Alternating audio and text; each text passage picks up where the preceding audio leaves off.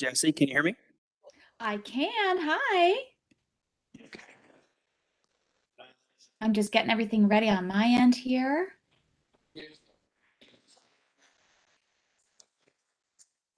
I can't hear you though. Oh, okay. I might have to fix something on my end. Hold on. Okay.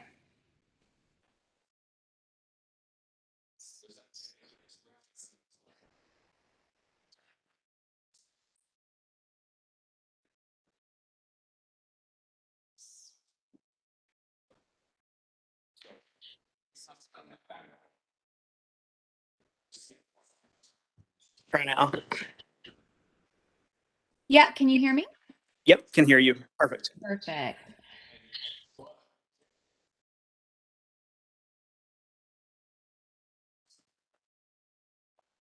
Hey, your hair looks pretty. Oh, thank you. We just got a new puppy, so this is the up all night look.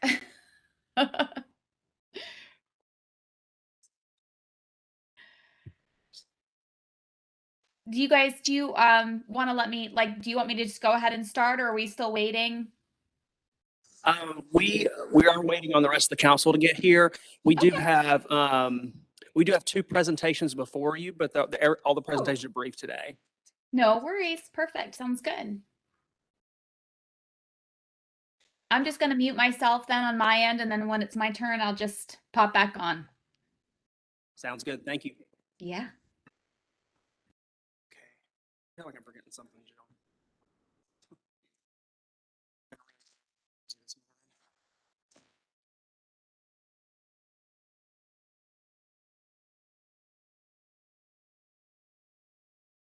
Live streams camera.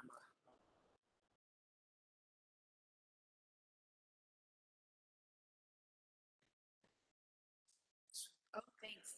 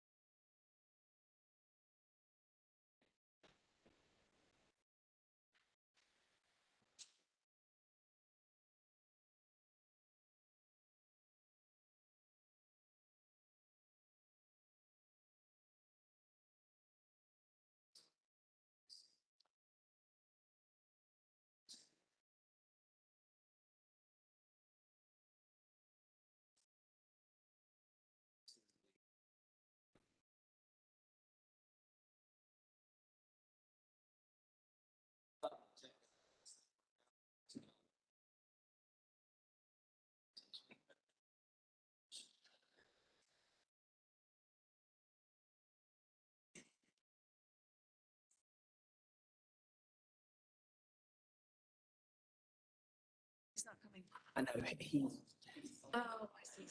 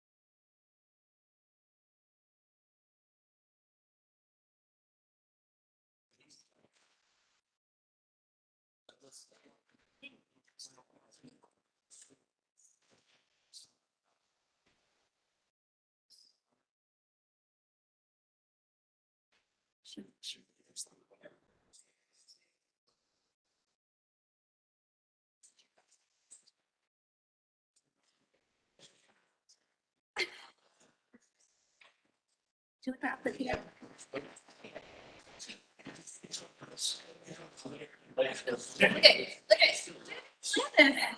did. You.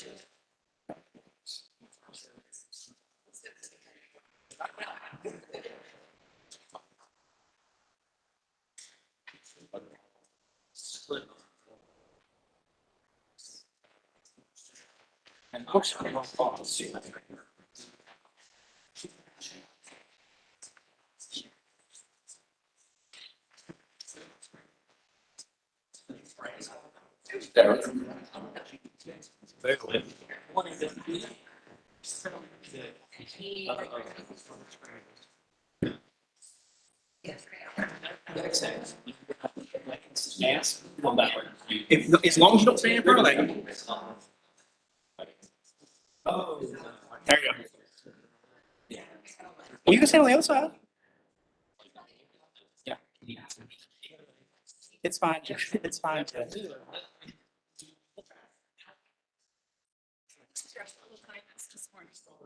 For this.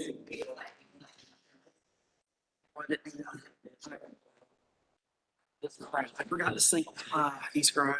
Sorry. Means I'm gonna be 10 minutes, 9 minutes behind on times.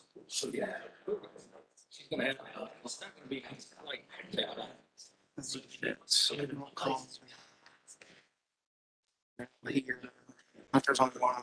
Chat one, change it. Two. You guys.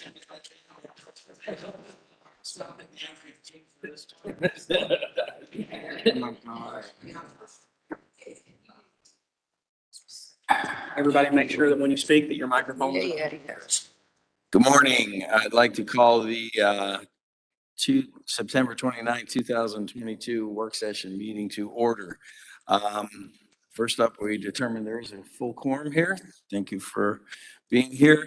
Second, we have, well, we don't have to consider allowing Zoom time, so adoption of the agenda. Do we have any changes? Yes, I need to add closed session. So that will be, well, it's on there, but I guess it wasn't on there. It'll be letter I. Closed session number 2 reason will be pursuant to NCGS 143-318.11A1 to prevent the disclosure of confidential information. And Okay. that's all the additions I have. So anyone else? I'll need a motion to adopt the agenda as amended. All's in favor? Aye. Motion passes. Presentations. Next up, we have Heather Shapiro of High School Governmental Education Opportunity. If I may, I'd like to thank Heather for coming. It actually is her birthday, so happy birthday. So she's got a lot of stuff Happy going on birthday. today, so she made time for us to come in this morning. So thank you. 29 forever, right? Yes. We're so much wiser. We get so much wiser, don't we? That would be great. We usually have you this in case anyone does jump on, which looks like there's somebody. It also is how we catch it online to go on our live stream. So Okay. it's how it's recorded. So just say your name. No, but you don't because it's not public comment. She's giving a presentation. Oh, I really don't have a presentation. My name is Heather Shapiro. I'll be fast because I know you have a lot to cover. I was talking with Andy. I'm obviously a Village of Marvin resident. And when we moved here, we had no idea really what you guys do. We noticed that when people move here, they don't even know that they're part of the Village of Marvin. They realize there's no rules. And I said to Andy, even the kids don't even know. So Some don't sometimes. know we have a park too. Correct. I have a high school, I have one kid who already went through Marvin schools, and I have one that's a high school senior. I guess we were just looking to find a way to get into these high schools to just basically say, hey, if you want to learn about local government, do you want to start a club, all this stuff.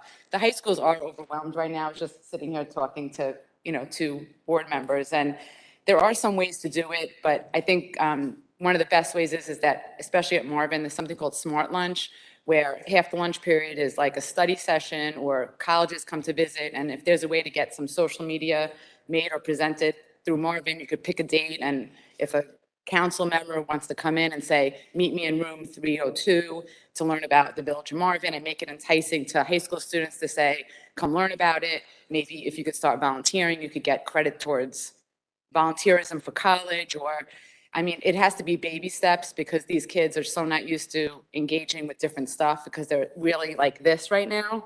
And the only people coming to visit them during Smart Lunch, as compared to a few years ago, is college students. And most of these kids are exiting out in 11th grade now and going home to do online. So we're kind of losing them. The other thing I thought of is, maybe not put so much pressure on high schools right now because they have a lot going on. It is really just, and maybe doing it more towards social media, that where you guys are, I know that you're doing more marketing and stuff like that, and maybe just put more parent pressure, and we could post on parent groups and seniors of Marvin High School and just maybe let them know there's another opportunity for their high school to get involved with something. Because I know that if you're not playing a sport and you don't join a club, and there's a lack of advisors in some of these programs also, especially at Marvin, then come help your village. And again, you might have to entice it, like, we'll give you a college recommendation. And there might be some people who really want to be political science majors and things like that, or lawyers, or that would be interested. But there's two ways to go. I would probably start not putting as much pressure on the high school, because the principal did email me back and he said, he didn't say yes or no. He just said they need to be a Union County volunteer. So that's a step. Okay. Me too. I'm an approved volunteer for Union County Schools, so I'm in. Whatever we can do. I love this idea. We have coffee with council for our constituents twice a month, but we're going to do just one for kids coming up in November. So, I would love to be able to advertise that in the schools, and it can be elementary school, middle school, high school, like we don't care. We just want to get the kids involved. And we were lucky enough at Coffee with Council a couple days ago, Andy and I had a Boy Scout come in, and it was great. Like, he had a problem and he actually came with a number of solutions that he thought might work. And I was like, dude, you're in. Like, I love that. So, Right, so I think that going through, that maybe I don't know the rules of how to promote through high schools. That might be a little, yeah, I but don't know. maybe that might be a way in. But I think also sometimes hitting it to the kids, I think it's better to maybe go through the community.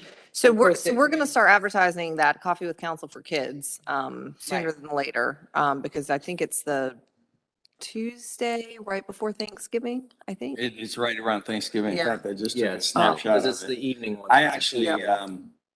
I'm always down on the football field at halftime, so I get a chance to talk to the principals. And I had a conversation with the middle school principal. Eversole. Eversole. And he is like all on board for that. He goes, just send me an email. In fact, Christina, I was going to let you know that, get him an email about what we're doing and he will promote that to no end. But I like what you're saying, that we go to them. If they have a smart lunch and we pick. Right, it's an hour. There's A and B Right, lunch. but, and- but what better thing? We sit in the room. If they come, they come. If they don't, they Right. don't. They get it. But this gives the chance for the kids to, and then maybe, just maybe, that those kids relay that to their parents who were actually the voting.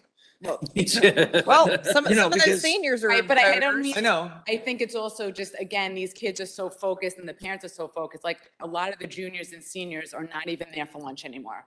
They're gone Right. because they're just exiting out. Half the school is out, Yeah. especially here. So it's a little, again, it's Makes okay if you drop have- off easier for traffic. So the high school principal said, no, He said yes, no, no, he as said no. long as they're an approved. No, he just, his response was, they need to be a Union County Okay, volunteer. perfect. So if we can, like, we'll say, okay, we have those. So Yes. when can we come in? Correct.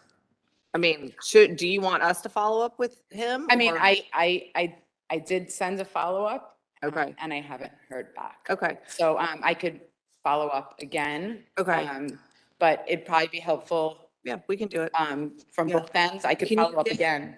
Andy, that contact information, Yep. and we'll get it to, and we'll send out something, because I think it's a great idea. I Yeah. mean, again, we want more involvement in the community across the board, so, and we're willing to go in and, Yeah, I just think you need to lead the horse to water. Like, instead of just saying, we're here, are you a political science major? Do you love yep, laws? Do you love regulate, and you could, And any just, generally responsible student that wants to be a part of their community and understand what it takes when they go buy a house in a community, what they're responsible for in the community.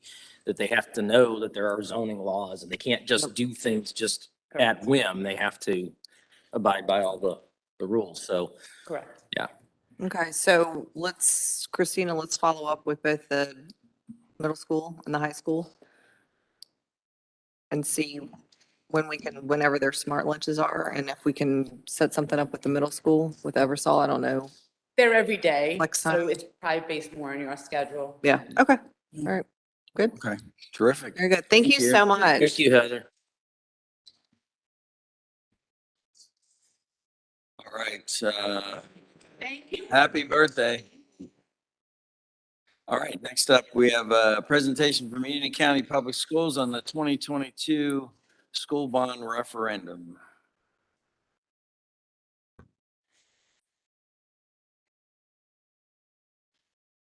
Reverend, how are you? I think we've met on the football field once before.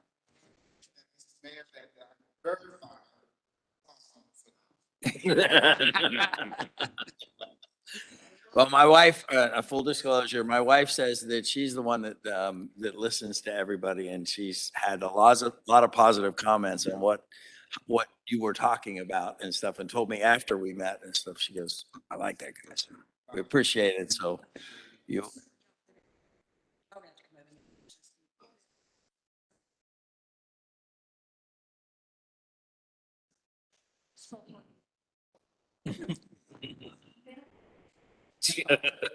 Yeah, there you go. Most honorable Mayor, Mayor Pro Tem, and esteemed council, thank you for allowing us this opportunity to come before you today to make a presentation on the 2022 bond package that will be before the voting public on November the 8th. You will see from 2000 till now, we have had virtually over 30 new school construction and renovative projects. These projects range from anything from brand new schools to including the one right here in Marvin, to all kinds of projects that have been did to upgrade schools, to put in new fields, new parts of new buildings, just all kind of nice stuff. So you can scroll through several of those and kind of get, right now, the package that is before the public that the county commissioners have approved is for $134,405,000 to replace two aging schools. Those schools are East Elementary School and Forest Hills High School. I can attest to you that my time in Union County begins in 1998. And when I and the Red Hawk family, Monroe Red Hawks, went to a basketball game at Forest Hills High School, I really believe that I was walking back into the past when I walked into that basketball gym. Thank goodness, a previous bond package approved a new gym for Forest Hills, and it's a wonderful facility. My children, two of them went to East Elementary School. So I've walked the halls, been part of the PTSO, PTA there at East Elementary. So these two projects, I'm grateful personally, even though one of them have to do with the Forest Hills Yellow Jackets, that these two schools will be rebuilt. Forest Hill School, High School will not be demolished.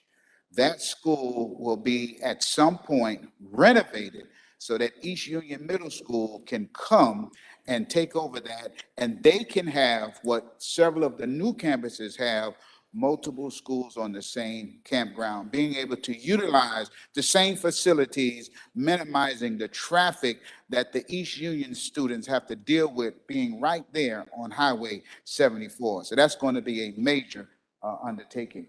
The East Elementary School, and my esteemed colleague, Vice Chair, will go into the greater details. East Elementary School will be demolished. The new school will be built behind it, but not until, it won't be demolished until the new school is built. And she'll show you some renderings of how those schools will be. But those are the two projects that is before the council. And now our Vice Chair, Ms. Kathy Hytel, will go into greater detail. Hi, I'm Kathy Hytel. Nice to meet you.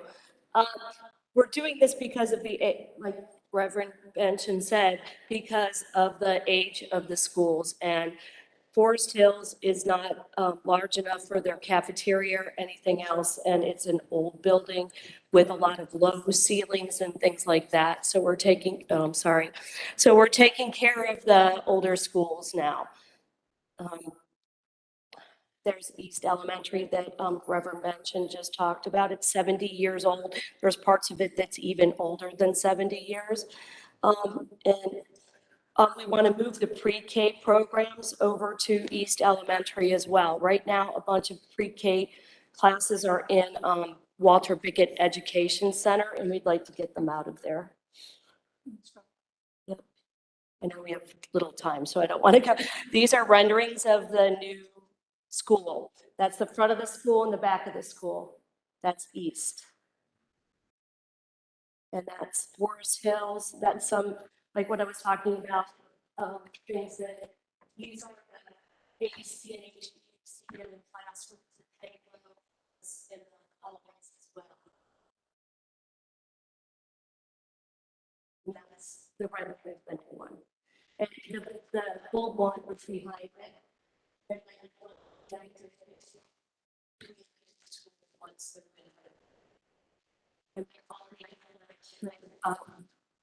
Will be for both schools. We asked for the county for a little bit more money to do some other things. And they only put the Forest Hills and East Elementary on the bond. We asked for money. We want to replace Parkwood High School and Piedmont High School eventually, because those are all old as well and aging. We need field houses for Marvin Ridge High School. They don't have one, and Florida Ridge doesn't have one. So we're still talking about that as well. Yep. The funds from the bond can only be used at Forest Hills High School and East Elementary. We already wired 130 acres next to Forest Hills High School, so that's where we're building it on. We can use it for stuff in the classrooms, but no teacher, no salaries or anything.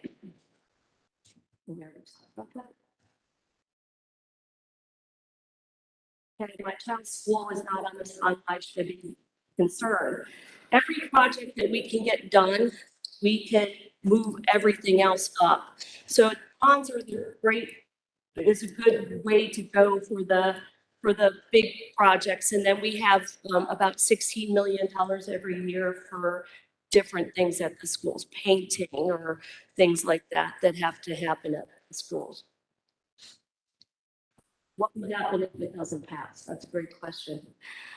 We won't be able to build the schools, and we'll have to do something else. We'll have to renovate them. But we tried that at Sun Valley High School. It's really hard to renovate something that's old.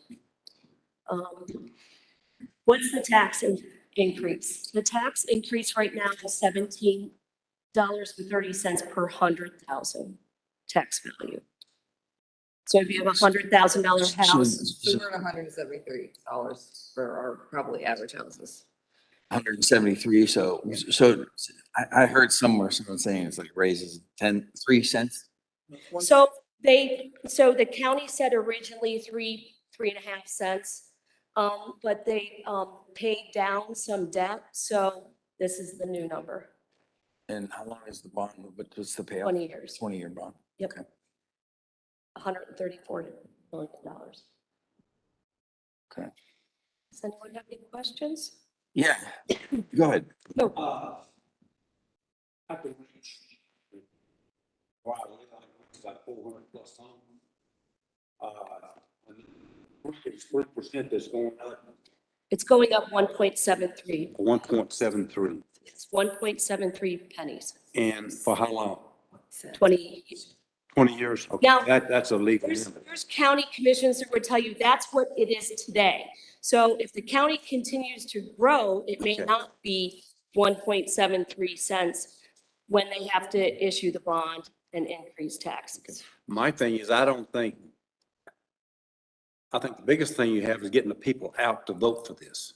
Yes, Not if they're going to vote for it or not. And Correct. that's, okay. yeah. So how do you, is there a way to gauge, because I know there's a lot of polling when it comes to people that are running on the national level, is there a way to gauge how this is being received? Or how do you guys gauge that if it looks like it's, because I'll be honest, I get, when I'm down on the football field, I'll have a comment and then I'll have off the record comment and stuff and how they feel about it. And everybody wants things for their own school, obviously. They Right. have a list of things that they would like to see done and stuff. But is there a way for you to gauge from a school board perspective of, is this look like it will pass? Locally, we haven't heard a lot of negative. We, to directly answer the question, we've not commissioned any polling to be done per se for our benefit. Sure. Not a bad idea, but we just have not done that. However, one of the things that was set up is meetings like this, where we're going to the town councils, to the city councils, where we're having general sessions. One of the things that we can tell you is that when there is folks that are against something, they show up in droves to voice that disappointment. What we're finding so far is there's been no swell. Let me speak personally, I've not seen a swell of opposition. Matter of fact, when you start talking about this, you hear things like, good, folks need upgrading. Now, if there is an underbelly of those that are against, I have not seen that in an open environment. So I'm going to do a little, I assume you have decent relationships with the county commissioners. 'Cause you deal- Sometimes. We're in the same. So I'm a little pushback here just because, I'm in this position and this has been a pet peeve of mine. So all these bonds, a lot of this could be avoided. Do you know how? Impact fees. You know where that starts? At the state. That's the state. Okay, but when you talk to the county, because many hands make light work, you get school boards on board, you get county commissioners on board, and you get other communities that come together and say, look, guys, I know you're being wined and dined by developers in Raleigh. We can't get out there to wind it up, but they're doing it. I was told by a county commissioner, they're spending the time with him. Not saying they're taking bribes or anything, but they're the ones having the events. So anytime a development comes in here, whether it's Marvin, Weddington, or wherever, all that does is, yeah, we need more schools. We have to build a new school. Great, we have great new schools. So we don't have the issues of decaying and stuff right now because we're in a newer area. But I would argue that if you had an impact fee like most other states do have, then this goes away because and guess what? It is not going to cost the developer a dime because it's a pass-through. Because they're gonna pass it. They're going to say, hey, it's going to be X. Here's the new price of the house I just, that we're going to build. we've talked about this a lot. I don't think it's gonna happen anytime soon, which is sad because I You want think to run that's- for state legislature and we'll put you.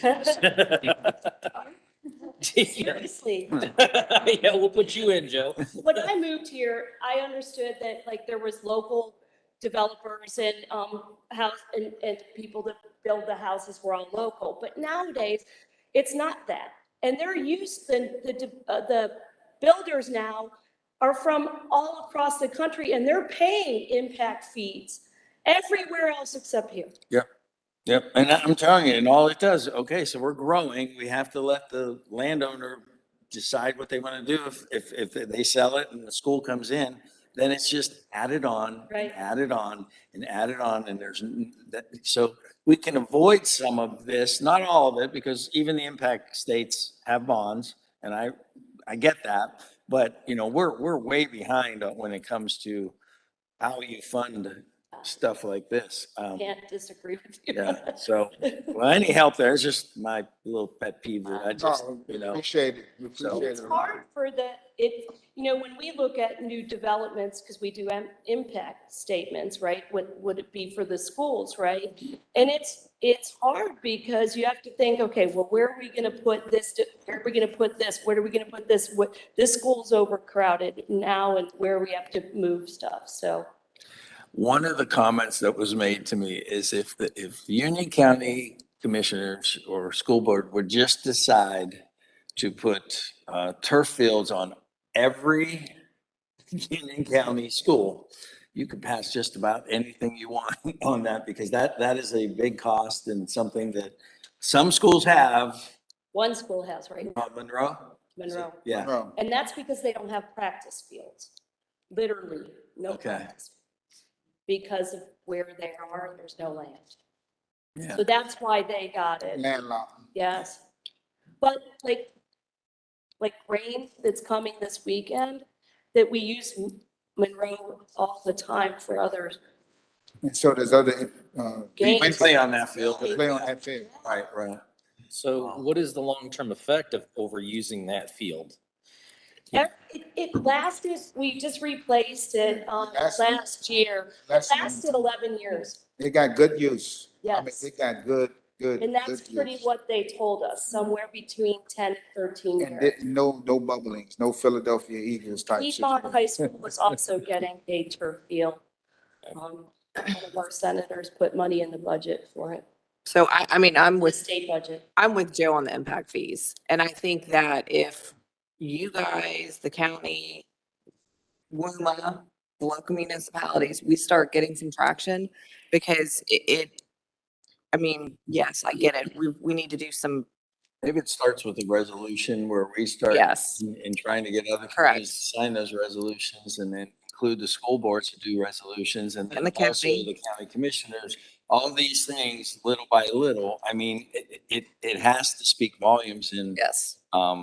with the people that we're electing to send back there to. Because represent us. I could I mean, I can imagine that there's not many municipalities, school boards, counties in this state that would not be like, yeah, we'll take the impact fees because we're all trying to figure out where to get money from and not overtaxing our constituents. So, The developers are used to it. anyway. Yes. It's not like it's something, oh, no, you can't do that. Correct. And would help maybe us out in Yeah. other. so I And would, I think the whole state, I think to your point, the whole state would recognize it. We're the fourth fastest growing state in the country.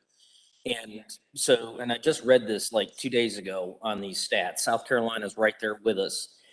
People are coming here by the truckload and the entire state is developing. So there would be no reason for any of the counties within the state to try to fight against this. The only ones that would benefit, I don't even see a benefit because the builders they don't pay anything out of pocket. It's a pass-through cost to them. So the only thing I could see is the cost of the house will go up, but it would across the board. Everybody would be charging the same thing. So I really don't see the downside to it, other than somebody just decided one day that they didn't like that. But We had them before, right, in the state Supreme Court knock it down, but it was some techno. I think it was like in 15 or 16. Yeah. But I don't know. But yeah, somebody, a developer came in and they were like, okay, sure, we won't do it anymore. yeah, This is just more of a comment. And would like to get a little bit of your take just because I don't know. You made the comment that in Forest Hills, that you're going to keep the existing and build new. Yes. I absolutely love that, but here's the tack that I want to take with it. You have those schools like that because where I grew up, that school is still there, but they now use that school to do technical training.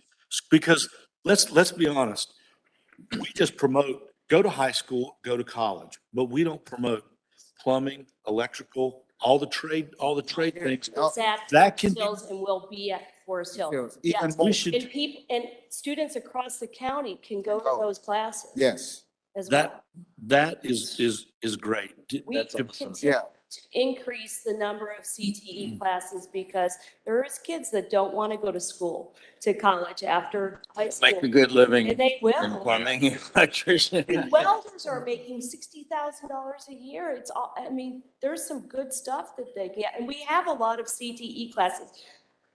Maybe not in Marvin as much, but Parkwood, Sun Valley, Piedmont, there's a lot of them. To me, it should be as much of an education to do that as any other. To me, it would be a 50-50 split I will say. because you got to give those people the opportunity to do it because it is drastically needed. That's a great career path to go down. And it just seems to me like our mindset around education is give them the basics, ship them off to college and because they want them to shift off to college because college is paid for and colleges love it. Colleges, I'm telling you, I got 2 kids in college. It's a business. It's a bit. We've seen a shift. It's not an education, it's a business. Kids going That's into good. those programs instead of going to, Yeah. and we have that program with SPC that she was talking about, that kids are online. They're taking SPCC classes because they get a 5 point for the class at SPCC, just like the AP course does, but you don't have to take the AP exam to get your credit, right? So I think that, and they have a program, if you get your associates at SPCC, you can go to Wickett for 2 years to get your bachelor's for $5,000. I'm hardened. Great program, sorry. Yeah. No, go ahead. No, I'm done. I'm hardened. My heart is bubbling with joy to hear a citizen, in this case, a town member for the town of Marvin, say what you just said. I'm a Marine recruiter. One of the greatest battles I ever fought had nothing to do with going off to fighting other countries. It had to do when I was a Marine recruiter going into these high schools and letting them know about the benefits of young men and women joining the United States Marine Corps and the pushback on that. When we came here in Union County, we had what they call the Career Center. Place was bustling. It produced some of the great workers of our county. And if more citizens would think like you did, that the high school system educates people to what they want to do. There are some parents that want their kids to go to 4-year school, but the kid wants to be, as Madam Vice Chair said, like a plumber, right? So they go to school for 4 years, they become that plumber, but their classmate that went right into plumbing is not their boss, even though they got the college degree. And so I think we'd be better off if more people started thinking like you We did, have Councilman. trades in classes Like, across the well, district. I can tell you that I agree with Jamie. I'm actually a product of one of those courses. I went to school in upstate New York and we had a program that was called BOCES, Board of Cooperative Educational Services. It was basically a college campus that was based on trades. You could do everything from architecture to building an entire house, plumbing, welding, auto body, all that stuff. And I think that we are severely lacking in the trades and professionals in the trades today. And I have seen, and because I am a tradesman and I've been working in this for 30-some years, and I have seen a big increase actually in compensation for professionals in the trades because there is a lack of. Now, it seems to me the tide has shifted where you have 1 million computer operators and they're a dime a dozen, but you don't have true skilled tradespeople out there. And I would love to see more of that coming out because I've been successful. Here I am, so. Here, and we're doing it in the middle schools now. Yeah, as well. that's good. Well, if there's no more, I appreciate you guys coming because I wasn't sure how I was gonna get more information on this, so I appreciate you taking the time, and I think it's smart that you're doing it with the different communities and stuff. And And we can put it out on, we can put out your yeah, just the information. presentation, Yeah. the FAQ, your FAQ, we'll put it out and so that people can at least get some additional information. So maybe we'll get back to you on how you can help us with the state guy, the people in Raleigh. And so, but with that, and I appreciate you guys coming by. Thanks for your time and all. Thank you, sir. Thank Absolutely. Absolutely. Thank you so much for coming today. We Good to appreciate see you it. again. All right. We'll see you down on the field, I hope again. Yeah. Thank you. Appreciate it. you. Thank you so much. Sure. Oh, that's right. Your daughter. But Nice to meet you. it's Thank good you. it was that place. That makes me feel better. I wasn't somewhere else like I was in a lineup or something.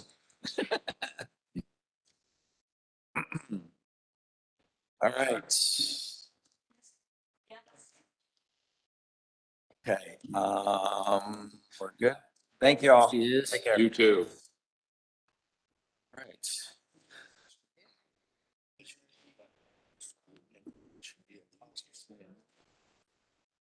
Losing this country because you don't want. I realized that my mic wasn't on. Austin. Jesse, I forgot to load your presentation. Can you actually share it through WebEx? There's a share button at the bottom. Uh-huh. Guess what guess what those people were? They were farmers, yes. But when you look at trades, it teaches solutions. Mhm. They can't take no for an answer. They have to grow that problem. If it rains, you gotta find an alternate thing. You don't have a backstop like the college people kids go, I can't do it, it won't work.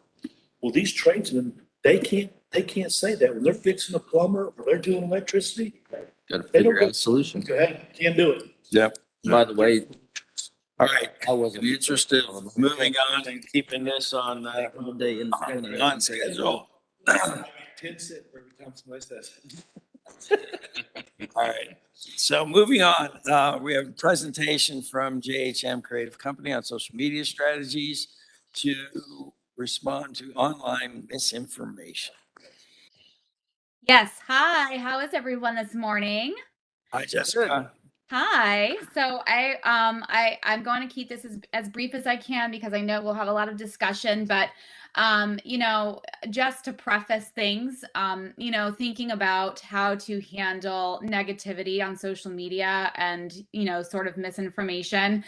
It definitely can be tough because it's the wild, wild west. And so there's not a lot of regulation. And so what I've come up with are some strategies that I think we can use and implement to sort of rise above, to continue to educate, to continue to build a positive community. We're already seeing such great response on social media from your residents who are excited to see, you know, how active we are. You heard that from one of your residents. I know you guys are upping your marketing, she said, you know, let's reach out on social media. And so the residents are taking note, they're getting our newsletters, they're opening them. And so you guys are already taking great steps towards facing that sort of negativity head on, but I've come up with some ideas that we can, you know, present and talk about. So let me share my screen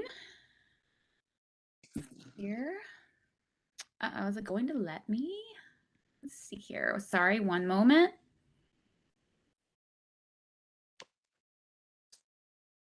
Okay. Let's see.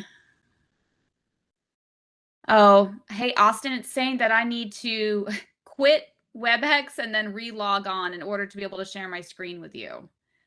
Do you want me to do that, or do you just want me to go over the presentation verbally? You can do that really fast. Okay, sure. I'll do it real quick.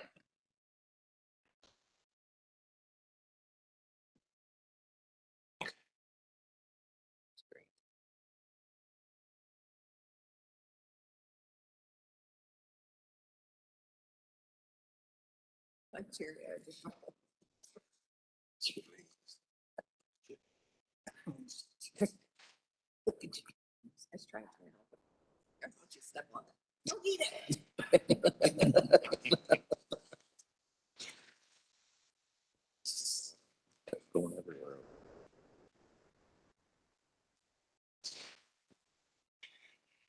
I like social media. So if you post something, you just have that first kickoff. Social media. I think that's great. Whoever come up with that is. I didn't go once. Yeah, I do too.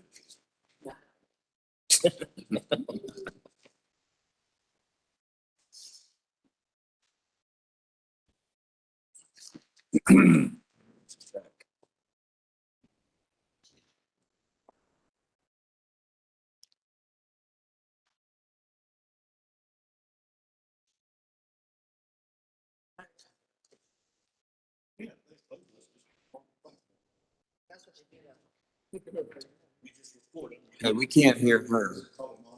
I think she's trying to talk. Hey, Jesse, we can't Can hear you hear you. us, Jessica? Can you hear us? Oh, wait, it might. Thumbs up. Can you hear us? Because we can't hear you. She can, okay, she can. She can hear us, but give us a second, little technical thing. Yes.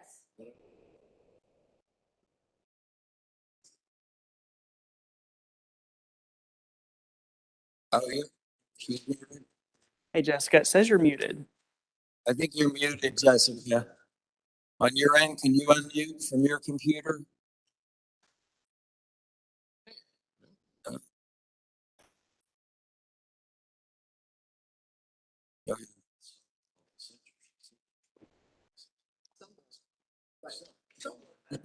You guys, doubling up. She's unmuting while you're unmuting at the same time.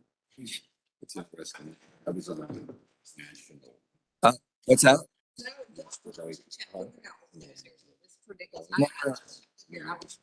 Okay. There you go. People were just having contests like that. I mean, that we're on it, but we know better. I think we have you now, Perfect. Okay. but we don't have the screen share. Oh, there it is. Thank you. Perfect. Okay. Technology. It's supposed to be easy. All right. So I'm going to go over this real quickly because I know you guys are busy today. So I just want to kind of go over some strategies that I came up with for handling some of the social media negativity that we're seeing specifically on Nextdoor. So some tactics that I came up with just briefly, we can establish a liaison to the government account, and I'll go over that in detail. Using humor, continue to build a positive community, giving accounts of conversations held at public events like Coffee with Council, you know, being more visible. I heard some of you guys say that you're going to football games. That's awesome. You know, just showing up in the community, and then finally reporting anything that does get out of control. We do have the ability to do that. So creating a liaison to the government account, this is just one idea that I had. His name is Marvin, and we can sort of create this liaison to the government account. And Marvin is this man who, he really does want to engage. We'll use him to engage with our residents and our community, and not in a negative way whatsoever, but use that account to diffuse situations, inviting the public to meetings, encouraging them to sign up for the newsletter, and really maintaining that positive community. And so, using humor, I think, is such a great way to diffuse some of these situations. Now, obviously, sometimes it's going to be heated, and it can get out of control, but there are times. And, from one instance I found just through the print off that you guys gave me of one particular conversation, this quote came directly from that. This was a resident who said, given the fact that residents have to dig through the internet to find information on the projects, et cetera, is just shady. And a response that we could have given, that Marvin could have given, is, why should you never trust cheese? Because they're shady, with some cute emojis. And then, but seriously, we'd love to have you at our next meeting to discuss your concerns. It's at this date and time. We also have the newsletter. You can sign up here, just sort of coming at it from like, okay, like, you're going to be a little nasty, and we're going to be a little funny and a little humorous here, but also give you information. If you really do want to express your concerns, these are the places that you can do it. So building that positive community, and, I think using this Marvin account would be a great way to do that, because, through this liaison account, we're able to share everything that we post on Nextdoor. We're able to have these really engaging conversations with residents, so he can share the posts from the village. He can keep, communication super positive, and encourage kind conversation.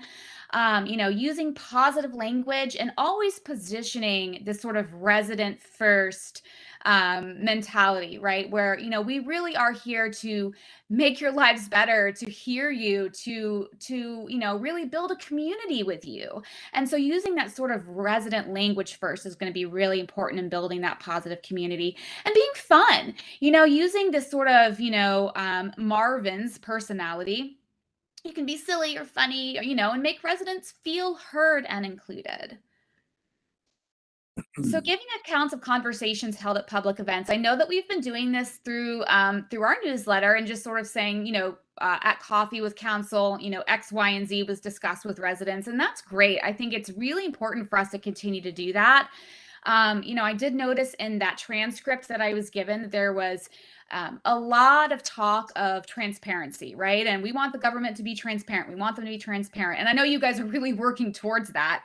And so we just need to take every single measurable step towards that. And one thing is really discussing things. If you're on the football field and you have a conversation with the principal, it'd be great for us to say things like that, right? Like, show up at the game, take a selfie with the principal, right? And then we could put it on our social media, just really making those conversations, and obviously we don't have to go into great detail, but just letting them know that they're happening, that you guys are accessible, and that these conversations are happening.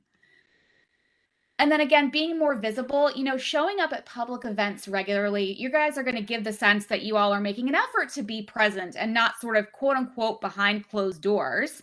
Engaging with residents and having your pictures taken with them, and personally inviting them to, council meetings, to coffee with council, to things that are happening in the community. You guys have so many events coming up, and giving them a personal invite, and just a few minutes of your time, taking a selfie, things like that. They really are, they're small steps, but they're super meaningful and impactful. And so by having the council show up, at different public events and talking to folks, you guys are just sort of breaking down that barrier a little bit that exists, and really creating this close-knit community. And then finally, if all else fails and things tend to get, if they do get elevated and nasty, you can always report users to Nextdoor. This came directly from their Nextdoor community guidelines page. And I can send you all that link if you want to look into it in detail. But this really is just a snapshot of kind of what's allowed and what's not allowed. And so if you're looking at communication, that's related to the Village of Marvin, and you're wondering, has this crossed the line? This is a really good tool to kind of measure that. And anything, positive anything is better than negative nothing, right? So I just want to continue to encourage everyone to really come at this from a positive perspective, and no matter how, dirty and mudslinging things can get, really to rise above and to continue just pushing positivity, pushing that we're a community, pushing that we are here to talk to you. We are making ourselves accessible. We are out in the community, and really just continuing to push this messaging of positivity and community and transparency through all of our channels is really going to I think it's going to have a snowball effect. And the more we market and the more we put out this language through socials, through our newsletter, the bigger that snowball is going to get, and people are going to start responding positively as well. All right, so thank you, Jessica. Can you send that presentation to Austin? Because I think I did actually. Okay, perfect. So, Yep. So the liaison, are you saying that needs to be like one of us, a staff member? I would Somebody from the definitely community? I would make it a staff member. I would not make it a council member, because then the lines are getting a little blurry. But I think a staff member would be fine. And I'm always here too to help guide in terms of language. So, and I could set that account up for you all, and we could help monitor things and engage, and especially if you guys, if that liaison is checking in on Nextdoor once a day and there is something that they're like, I'm not sure how to respond to this, my team and I could step in and definitely help guide. So what's the difference between that and like the Village of Marvin Nextdoor page? Yeah, so as the Village of Marvin page, you cannot comment or engage with the community, but the Marvin persona could, right? And so we can help set that up for you guys, as and being transparent that this is a government liaison. His name is Marvin, but we're here to help you. But he would be able to share posts. He'd be able to engage. He would be able to push that positive messaging, where you guys, as the Village of Marvin government page, cannot. So with that, if it's obviously a liaison to the government website, we are bound by public records. So would that be kept the same way as our official village page? I'm not sure, but I can look into that. Absolutely. I don't have that answer off the top of my head, but I can definitely look into it. Yeah. So does that make more work on you? It's all records have to be retained. So does that make more work on you? Not really, just because the Nextdoor you can request all your data from Nextdoor and they give it to you in a very easily and readable format. So as long as Nextdoor doesn't remove the data, or our posts, we're fully compliant. Okay. So Jessica, I made a note on the first screenshot you had. I want to take issue with the following. So when we address, because I think it is an issue, because if we address something, obviously I understand it can be in a positive way, but one of the problems we have is we're a council. That's why government moves so slow, because we all have to agree. But on an issue, Wayne may not agree with what we want to, whoever the liaison wants to put something out. It all has to come through sort of a committee to decide, hey, here's how we say. And if we haven't discussed that issue, it's not fair to have a liaison out there saying what they're saying when maybe not all council members agree. So the liaison would never have an opinion. So the liaison would be there to share the posts that we're already creating for the government page, and increase that positive engagement. He would be there to encourage people to come to coffee with council, to come to open meetings, to come to public events. He would be there really to sort of, like I said, push our positive messaging. And I can come up with a whole list of, these positive messages that he can sort of push.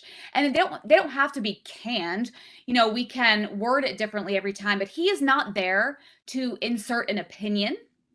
He is there simply to encourage a positive communication, a positive conversation, and really remind folks that you guys are accessible to them.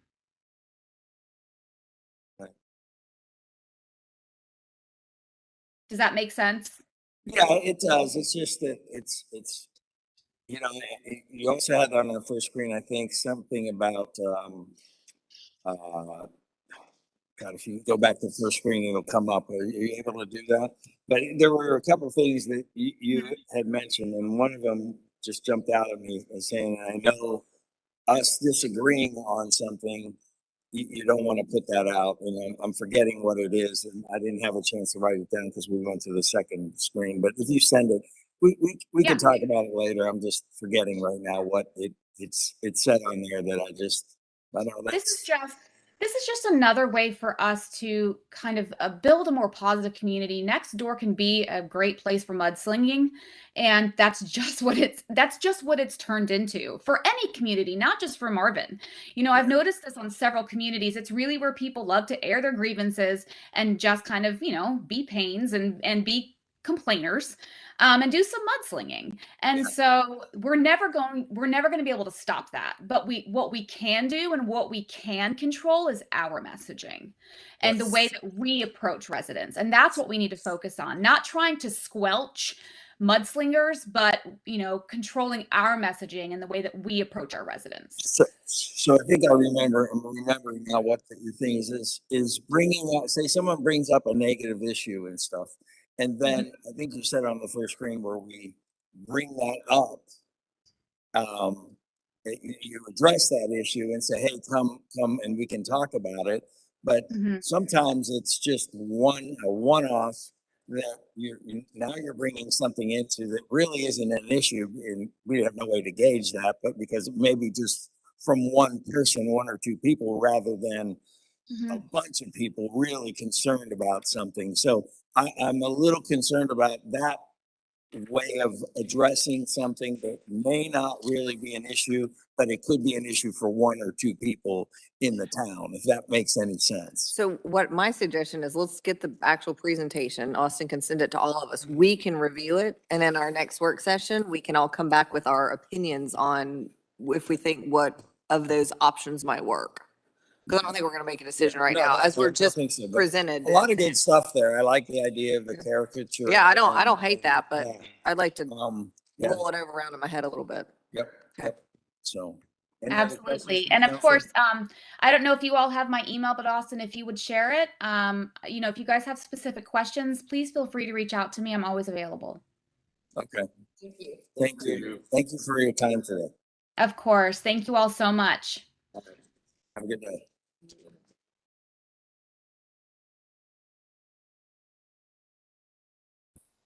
So moving on. Jeez.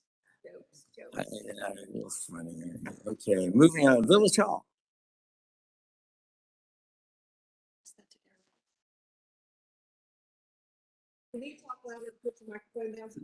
Sorry. We're working on a lot of things, primarily trying to address some of the landscaping issues, which we'll talk about later on. Yeah, later on. And the only other thing that I had is staff has requested Varidesk, like the stand-up desks. They're like little attachments that you can add to your. Oh, yeah. It's not bulky. It's not anything. You're not sitting all day. We got a quote from that, and Jill's also requesting a whiteboard for her office so she can keep up with things. That's something that we kind of neglected in our foresight of thinking. The total for all of that is about $4,000. So if y'all don't have any issues with that, I'm going to proceed with that purchase order.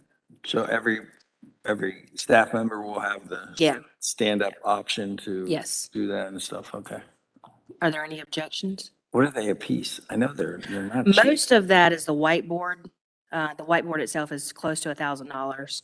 The very desks are like, the very desks are like 300 to 800. That's what I thought. That's like $20. You stick them to them, and then there's some that are like an easy lift or not, so like there's a wide, and some So are wide. there's a company that sort of has the market share in that. Is that the company we're going with? It's the same vendor that we had from, that did this furniture, and they're gonna come in and actually, yeah, I can show you pictures.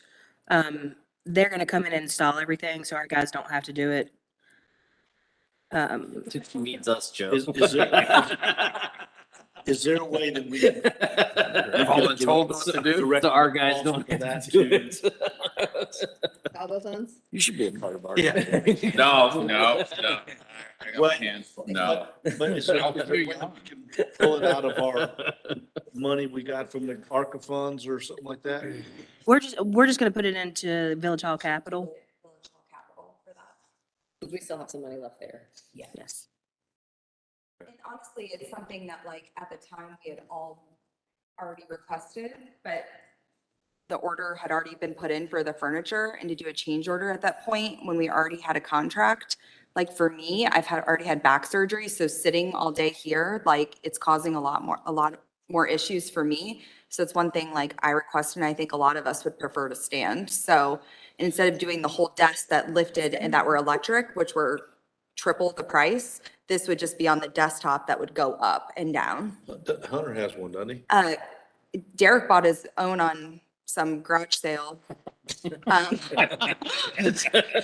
think we take that tack. It's gonna take a little while. I was actually pretty jealous. I'm like, can you garage sale me one? But I think it's better to have them install them because I was looking to do it myself, and you have to know like what size monitor and then hook it to the back and screw it on, and then I think that could be scary. Oh, boy. Do you guys have any objections? No, nobody has any objections. Okay. Thanks. That's all I have for now. Okay, that's all for now? Okay, Silence means we're good. thank you. Next up item is items of discussion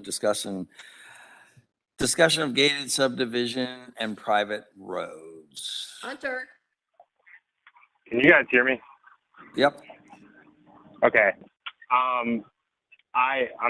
My apologies. I'm up here at a conference. I'm about to start my first session. So real quick on this one is obviously Winmore presented or came to the meeting back in the September regular meeting, presented their want for a gate. I know that you guys have discussed this previously. We also have another development that's potentially going to be proposed, and they would like to propose a private road and gates. Currently, our ordinance does not allow them unless the rules. Hunter, Yeah. can you slow down because you're really jumbled? Yeah, my so service. the connection is not great, and whatever, There's a lot of background noise. there is background noise, so I'm struggling to hear every word you're saying. Or do you want him to call like my Can- cell phone and we can put it in the center? Can you hear me any better now? That is better. It seems to be better, but maybe just, like Speak a little maybe, slower. yeah, because I guess in speaking What- fast in the bad connection, those two we're struggling here. How about this? Mainly, I just wanted to kind of get your guys' kind of feel and thought on changing the text and allowing these types of things. If you guys don't mind, I would love to just maybe give you guys a call individually or set up meetings early next week just to go over this with you. And kind of just want to get some of your guys' input before I move forward and really spend time on this and take it to planning board at the October meeting. Right, and I'd be okay with that, especially as I read through this. I mean, a lot of these things are, I'm wondering how far along did we even address it with Chaplin, and what are the repercussions if we were to do something like this? Because I think I read in there, if we have to go back to the existing neighborhoods, that becomes a bigger issue. So I'll take over for a second, Hunter, because Hunter and I have spoken about this. Since they can hear me a little clearer, I'll try to relay the message as best as possible. So yeah, Chaplin has discussed this with Hunter. They've got some ideas and some options that Hunter can talk to you individually about. The real issue is that our ordinance in one place says they're not allowed, but in another place they say that they're allowed. So we're just trying to come up with what it is that council desires in terms of gates. They do have options in place for the roads that are existing today to not incorporate those into the allowance of gates, just so we don't lose our POW bill funding. This is primarily for new roads that come on board as of when the ordinance is in effect, is what he's basically referring to. Is So that, if is you're that a new- good If synopsis? you're a newer development, we'd be potentially open, this is what this is saying, to gates. Yes. Is that a good Which synopsis, Hunter? eliminates us from. Yeah, very particular correct. ones. The goal is to potentially for the text amendment is to not, it would be to potentially allow it for new developments. And Windmore's in an interesting situation because we currently do not maintain their roads, or NCDOT doesn't. So, but the ultimate goal would be, yes, to protect where we don't have this, existing neighborhoods where, especially the ones that we already maintain their roads, trying to go through this process or do something like this where we end up losing POW bill funding long term. Okay. I think So- what's best is we're going to have maybe council meet with you individually, because it is really, really difficult to understand what, quite frankly, you're saying. And, I do want to learn more of this, because I want to know what could happen down the road if we make this decision, how that affects existing neighborhoods and going forward, because this is a big deal. We've always talked about it, but we've always said, off the record, I guess we're sort of open to it. And I always have been. I've wanted it sometimes for my own neighborhood. So, Well, you don't get a vote, so know. it doesn't matter what you think. Just kidding, just kidding. Oh, Lord. I would like to just get a quick, from everybody, because if the majority are like, no gates, none at all, period, then there's no point in Hunter continuing this conversation. I'm Drop fine. hole. Yeah. I mean, I'm fine with Pursuing. pursuing it and figuring out the details. I don't like it. Okay, Andy doesn't like gates. Bob? I'm with you. I'm open to pursuing it. Okay, I guess I'm outvoted. you're outvoted. Jamie? Here's the thing, because I think once he digs in and does this, you're gonna find it's not as easy as you think it is. It's actually nearly impossible. I think for existing, it probably is, but new neighborhoods coming in, which I think is where they're trying to kind of keep it. I got it. So, but you're okay pursuing it? Yep. I have to, they would like to shut those gates so that people could not drive in the back and then drive up. Yeah, that's never gonna happen. Well, I know, but, you have to see that the entrance. well, Hunter, if you can mute your thing for right now, we're getting a lot of background noise. well, there's like Thank people you. screaming. It sounds like children. Oh, he just hung up. Did he? All right, Wait, did- goodbye. Yeah, he's gone. Okay, so Andy's the only one that's like, no gates, but everybody else is, let's at least look into it. People ask him about stuff.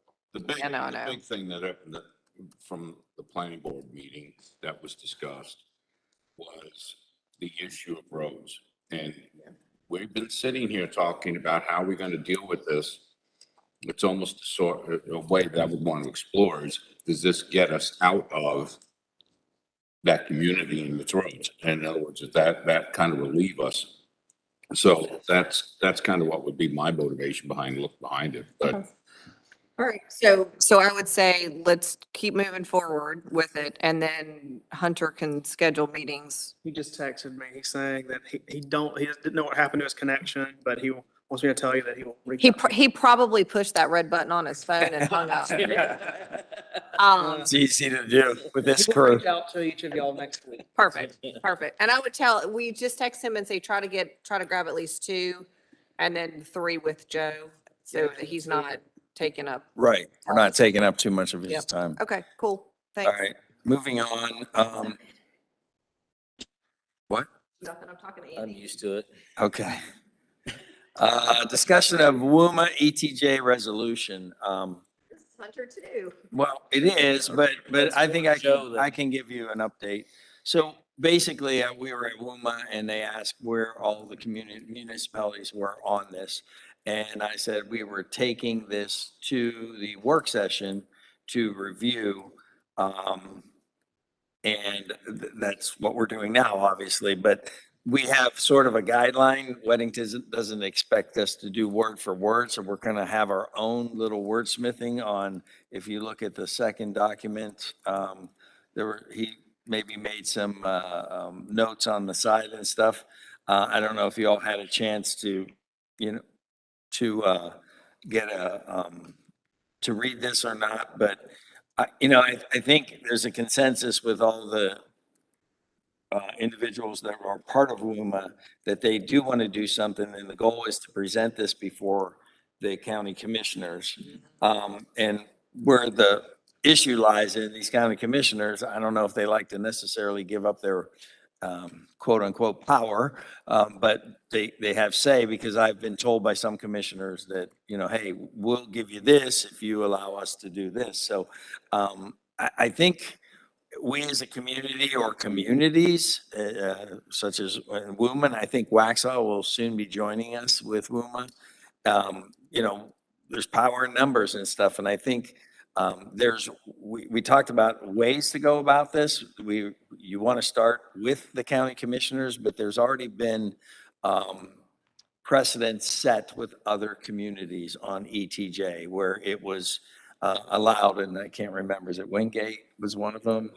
And then there was another one that went to the state level. So that's, if they don't agree to this, technically, that is an option. We don't want to threaten them with it, but we're trying to play nice in the sandbox. But at the end of the day, we care about, we care about what those donut holes and what could potentially be built there.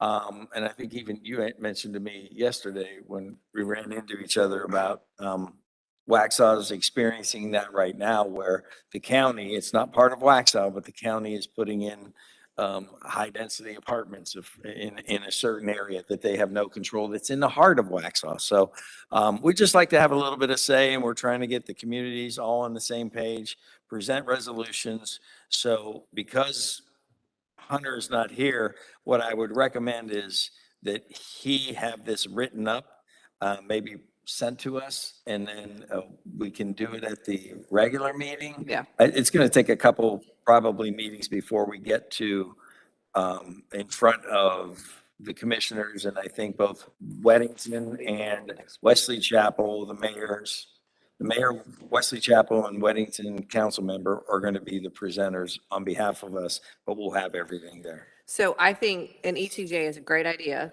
And I will say, for point of information, I brought this up back in like 2018 and everybody scoffed at me, including our planner at the time and current council. So I think this is great. I think this protects us. I think we absolutely should have this. And the fact that we've got WUMA and hopefully Waxhaw on board with this is huge. So good job for you guys, like getting it like as a serious, like, point. Again, when you look at us from a community standpoint, this side of the county is, they vote, and, we get behind something. It's a great tool for us to protect our donut holes. So I think it's great. I'm in. Like, have Hunter work this up. Let's look at it at the October meeting and hopefully approve it. And then you guys can, at your next WUMA meeting, be like, we're in, here it is, move.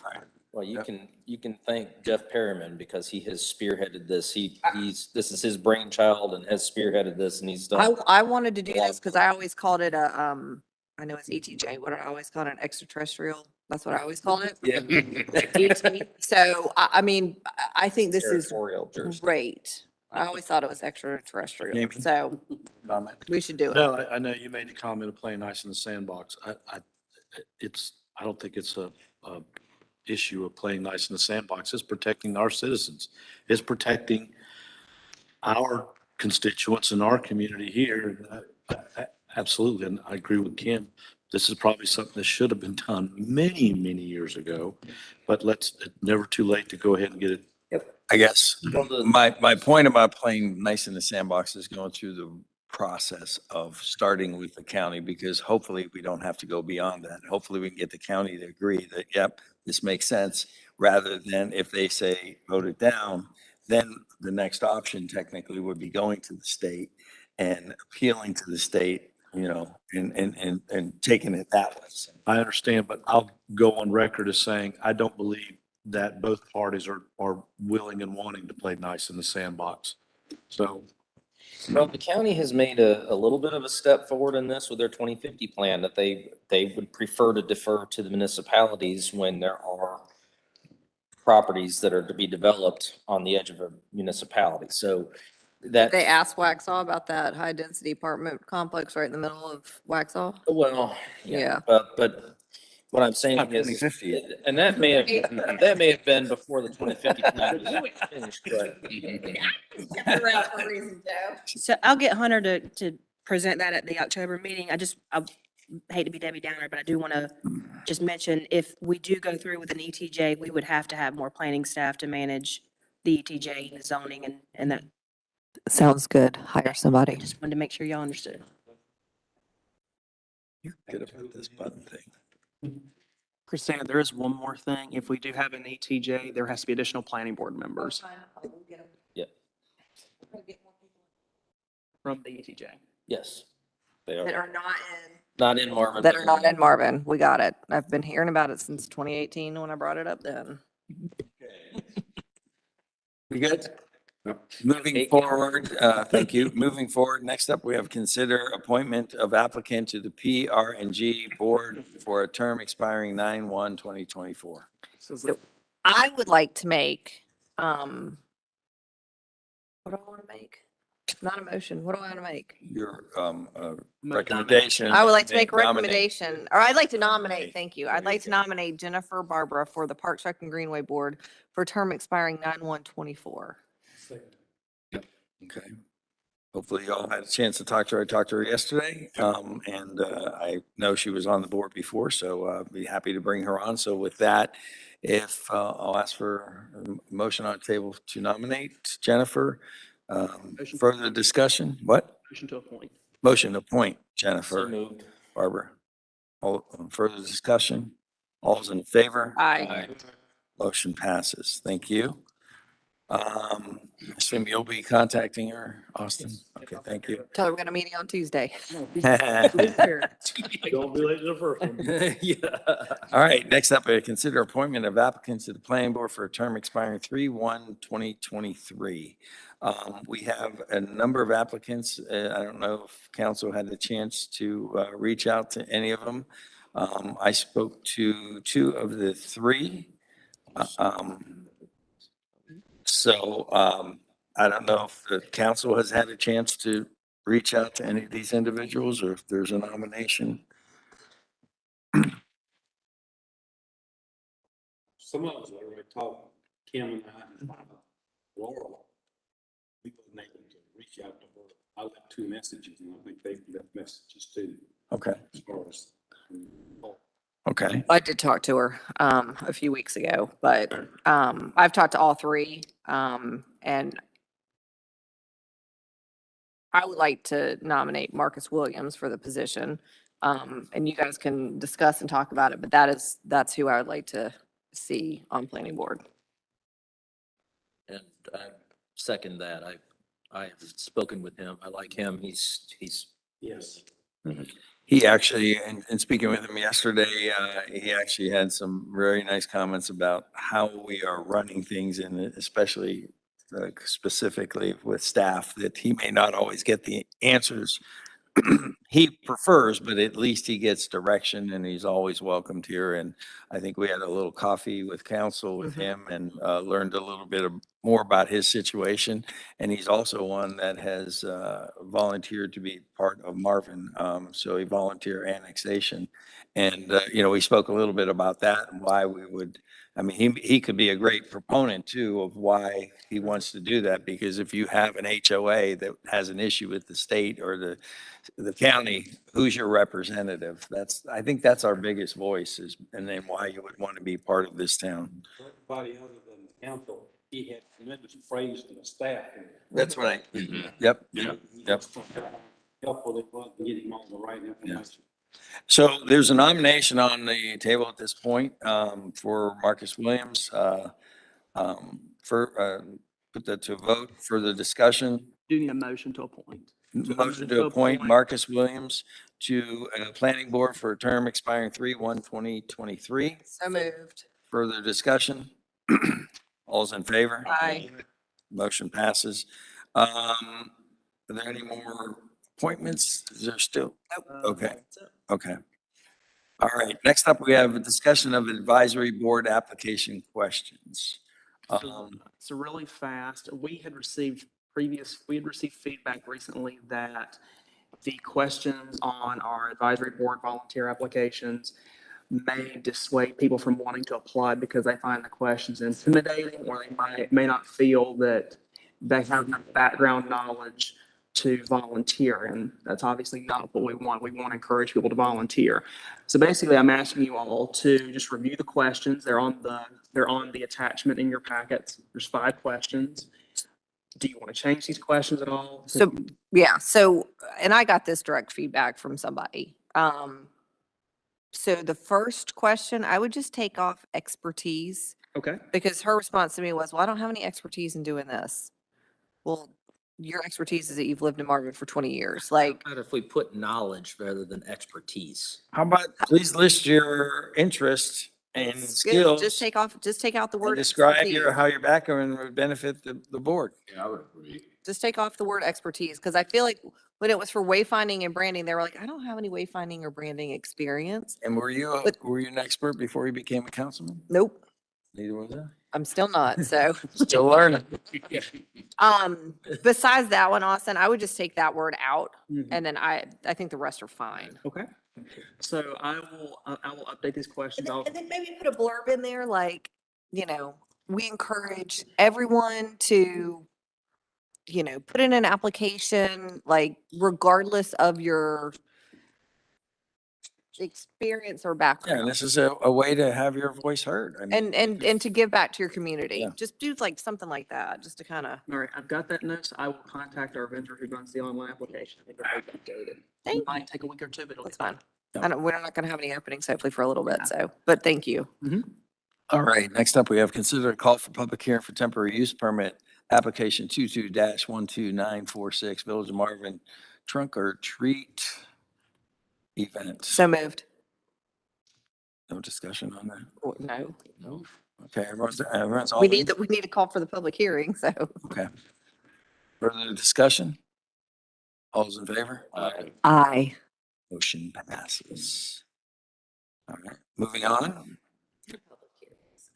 Next, we have discuss and consider waiving the 2-quote requirement and consider entering contract for Village Hall and roundabout irrigation installation with Water Saver Irrigation in an amount not to exceed $25,000 and allow manager to execute the contract. So moved.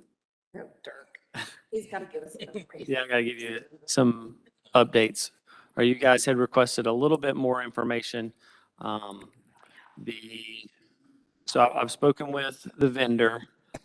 Unfortunately, I do not have the attached sketch plan. That was supposed to be delivered to me in hand this week, and he had a family emergency. He's in New York at this time. He can meet with me anytime next week to go over that. I think one of the additional questions was, does it include the rotors and the drip to the roundabouts? It does not. It provides the infrastructure to get those there with the piping and the wiring. But he did say, he would estimate the additional cost to be $2,000 to $3,000 per roundabout in the future whenever we were ready to install those. And that would be heads in the grass and drip lines in the beds. Why would we do that now? Did we find out from DOT about rotors in the roundabouts? I felt like it was all drip that we're supposed to have. No, there's some additional questions that we've got to. Rotors in the roundabout anyway. No, I think we just drip. need pop-up sprayers. Yeah, the on little ones that- Grass that's just spray very limited in the grass, and the rest is all drip. We don't need any rotors or anything that's gonna go into the street. Right. None of that. Okay, well, so that's why I want you to Yeah, walk it with him. and I don't know why he wouldn't have put that. Okay, so it doesn't Together sound like with we the can approve this because we're not we're not there to, we're not to the point because Okay, I yeah, let's- absolutely think that we need to have something out to the roundabouts. Like if we're doing it, let's do it and be done with it. Cause I'm tired of agree. talking about irrigation, to be honest Well, with you. Okay, so you want to include that? Include the roundabouts. I agree, we don't need the rotors because they're gonna be spraying all over the place and people are gonna be like, oh my God, I just got my car washed. I can't believe I just got one going through the roundabout. Like I can hear, I well, can we hear it don't on do next door wastewater already. anyway. It's If you just- want to proceed with how it's presented, you can always do a change order to add those. If y'all want to go ahead and get the project started. It's up to you all. Yeah, I mean, he wants to work with us and give you guys whatever you need. He wants to get us on the schedule. So if there's any, you know, if you So- want to move forward with it, So we can contingent. add two, but there's not gonna be like a change order fee. It'll be the cost of whatever Okay, the all service right. he's providing. Still seems expensive. It is We get a couple expensive. of- But it's. You have no, I mean, yes. I know, we. Cost of materials has tripled in that Good luck finding particularly. somebody. Derek, you said that he had estimated $3,000 for doing the roundabouts. He said roughly. 2 to 3 per roundabout. So it's Was probably, his, was his ballpark estimate over the phone. But it's. it'll probably be less if he's not probably doing less rotors. Going with sprayers and then rotors. Yeah. There's really. All that plastic stuff and pipe and all that has gone through the Yeah. roof. That's what. the- Okay, so, all right, so I'll make a motion to waive the 2-quote requirement and to enter into a contract with Village Hall and Roundabout irrigation installation with Water Saver Irrigation in the amount not to exceed $25,000 and allow the manager to execute the contract and direct Derek and Andy to go meet with him regarding layout and the roundabout materials. And just to be on the record, to make a Type note, master. that we've lost maybe some plants because we haven't, and we don't want to be spending more money. So that's probably the reason, to your point, trying finding someone Mhm. waiving this, for the public to know why we're Oh. waiving this is. We've tried, We've already we've put it out invested, yeah. multiple Get times. anybody Yeah, else. can't get anyone, just for the record. Okay, so the motion's on the table for the discussion. All those in favor? Aye. Motion passes unanimously. Next up, 2023 Marvin Day Planning Update. Cheryl, is that you? Jelly bean. She's like, what? What did I do? Marvin. Marvin Day I don't update. even say sponsor, Jill. Marvin Day planning update. So I can do this. So we've been working with the subcommittee that you all established about 2 months ago, and what we've done is we've actually had 2 meetings, making some very good headway. A lot of you are in working group meetings, so you've been in those meetings, you understand what's going on. What our intent is to provide an update to you all just periodically as, you know, as we have work sessions and let you know where we're going with Marvin Day. I can tell you that my working group itself has made a lot of headway on concert and fireworks, which you've already approved. The other working groups are just now getting established. I think they had their first meeting this week or last week. So we have a subcommittee meeting in October, the beginning of October. So we'll have better updates for you all at the next meeting, the next work session, that is. We got a lot done in our meeting. We got a lot was done in impressed. our working group. Yes. And which is the AM Park Working Group, but we got a lot done. But also, it is time to start reaching out to your sponsors. Jamie sent out lots of information to our past sponsors and to us with the sponsor request form and the little letter blurb. And I have already gotten 2 sponsors, so get on it, people. I also am going to be sending out specific assignments for each of you. And if you, I'm going to be the contact person for all things sponsorship. So beginning to end for sponsors. And I'm going to send you your exact assignments of who I'd like you to reach out to ASAP to start the process for sponsorships. And So then check your email. check your, I will also, Do you have that Mayor, advertised? send that to you in a text also, follow-up. I'm gonna do both for you. Might hear back from you, then. Do we have the thing like we had last year, the date, the time, and some of the stuff we did I emailed it to you already today, last week. last week? I did. And okay. Jamie, of some Because I of said, there's a lot of the, things. I'll find it. I can print it for you also. So Jamie, do we have a budget established yet and what are we shooting? I believe that you all decided to put $20,000 in originally. As the and, budget? That's our goal, but if we get. No, that's not our goal. I think that's what we put in, for Marvin Day. Let me just double check. Tuesday, the day you should have announced. And then last year, I think we raised, $37,500, I believe. Sorry, it's audit time. I have a lot of numbers in my head. 20,000. So yeah, we put in $20,000, the village ourselves. So, you know, I would, obviously, this year we're doing things bigger and better. So I hope that we bring in even more. Let me just check. In the email that I sent to all of you, I said how much, we raised. Yeah, I've So- got it here. $31,750 is what we raised last year from sponsorship. So obviously we need to surpass that this year. And there's also a neat online form that Jill created for us, which is awesome. So people can fill out the paperwork online, they can print it. But just because Marvin Day is like a huge undertaking for staff, so start to finish, all of you, please just contact me, not Jill. And people can email me, they can text me, obviously, like I use my cell for work. And I'm gonna do start to finish, get their logos, see if they need a table, make sure that all of our sponsors have everything that they need. So Yeah, call or email, don't text. She doesn't pick up texts. I actually respond to text more. Don't call me. No, I'm kidding. So I just want to add, I will print copies of the sponsorship form, especially for you, Wayne and Joe. I know you guys like to take those out with you, but please do push the online form. It's a lot easier. It has a date and time stamp. It puts everything in an Excel spreadsheet for me. It also offers an opportunity for us to just quickly respond with how they can pay. I check it every single day. Firethorn already filled it out last night, already committed. You're not supposed to be doing this. I am. So send it over to me and type down over there. So I will continue my statement. I check it every day, and what I will be doing is emailing Jamie a spreadsheet as I see new additions added on and forward it over to her when new sponsors fill out the form So and get added. does it help if you had a QR code to this or just, it is there? Where it says, hold on, stop. Hang on. And then obviously, as you know, your Oh. sponsors, Kim asked me, or sorry. It should be highlighted. It is. See, this is why I don't use computers. That's why I don't use It says, computers. online sponsorship form can be viewed right here. No, go back to your email. Go back to the email. Done. There, here. So that's the letter that gets sent out. Okay, give it a minute. Quit poking it.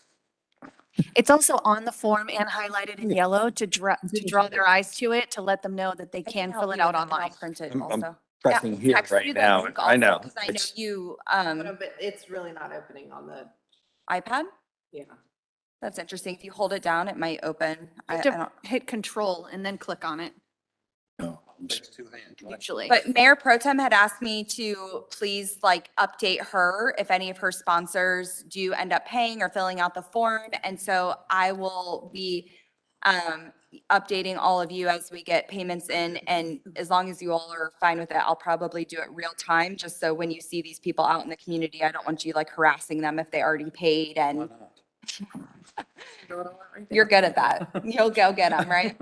So, and if you all have any questions, just reach out to me with that. And, but yes, we need to do even more this year. Get on it. Okay, So you should be seeing your assignments very soon.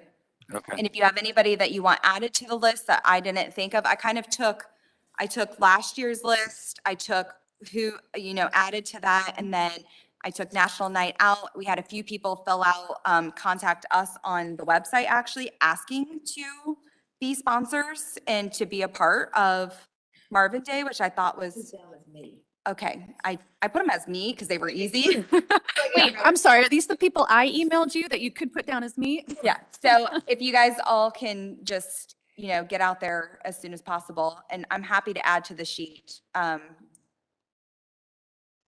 every day. Can I ask a question real quick? Even though we've budgeted a lot more for Marvin Day this year than we did last year, we also had some events like the ribbon cutting and some other things that were sort of unexpected that we didn't budget for. So I don't want us to slow down on sponsorship money. Yeah, we're good. Let's get hard. To the metal. Thank you. Now, Jimmy, the only question I had is you said something about assignment of who to approach. Is it the same people we had last year? Because in your email, it didn't. I'm gonna send just like what, instead of doing, I did last year, first year, I printed this huge spreadsheet and would pass it out at meetings. I feel like it was a little bit complicated. I'm gonna highlight yours and just send you like a screen grab of what you're supposed to do. So pretty much they're all the same as last year, but I've added a few more people. I've given some who didn't have as many more. So I think you'll have some new additions and Andy has some new additions. Other than that, it's mostly the same people that you reached out to last year. Can you send us our no's from last year too? Yes, I can. Sure can. Go on the record saying that I will donate to the thing as long as we have a dunk tank for Mayor Pro Tem. Joe, Mayor Pro Tem, Jill, put that on our list for our, Mayor Pro Tem please. will be. Seriously, I was thinking about the other night, for the Park AM, I want to do a dunk tank. I'm not kidding. Oh, I was just looking at a rental for that. $5 per throw. Going in, right? I figured. 3 throws? I'll be at the car show. There is no car show. $5 for 3 throws. Seriously, put it on the list. Where's the money go? I want to talk it to Marvin Day. Oh, okay. Yeah. Put it on our list. Why Okay. is nobody writing it down? Girl, my list is Okay, here. all right. It doesn't leave. Okay. All right. Can we? Because I'll forget by Tuesday. All right. Thank you all. Next up, we have discussion and acceptance of roads and general obligation bond potential for 2023. It's Christina. I do plan to be at the county where we kind of voted on participating with the county and with the funding, but where we're gonna get that money, I'm not sure. So I sure hope we take a serious look at how we get to that funding to do what Bjorn had presented the last meeting. This was quite a bit of money. I don't know how where we are gonna get the money without a bond. Yeah, so we actually have updated our PAL bill tracker sheet, the little live sheet that we played with. We're gonna update you guys again with that once we get that agreement back, so we can start actually putting some forethought into how we're gonna pay for it. Okay. So in your agenda packets, the memo pretty much highlights, I don't know if you had a chance to read it, but I've put together the schedule for GO bonds discussions and kind of the task and timeline that we're gonna have to get accomplished. The PAL bill map is also in your agenda, so you can look at that and kind of start thinking about what roads you want to take over, what connector roads you want to take over, what residential roads you want to take over. Then we need to start having some discussion about what amenities you're thinking of.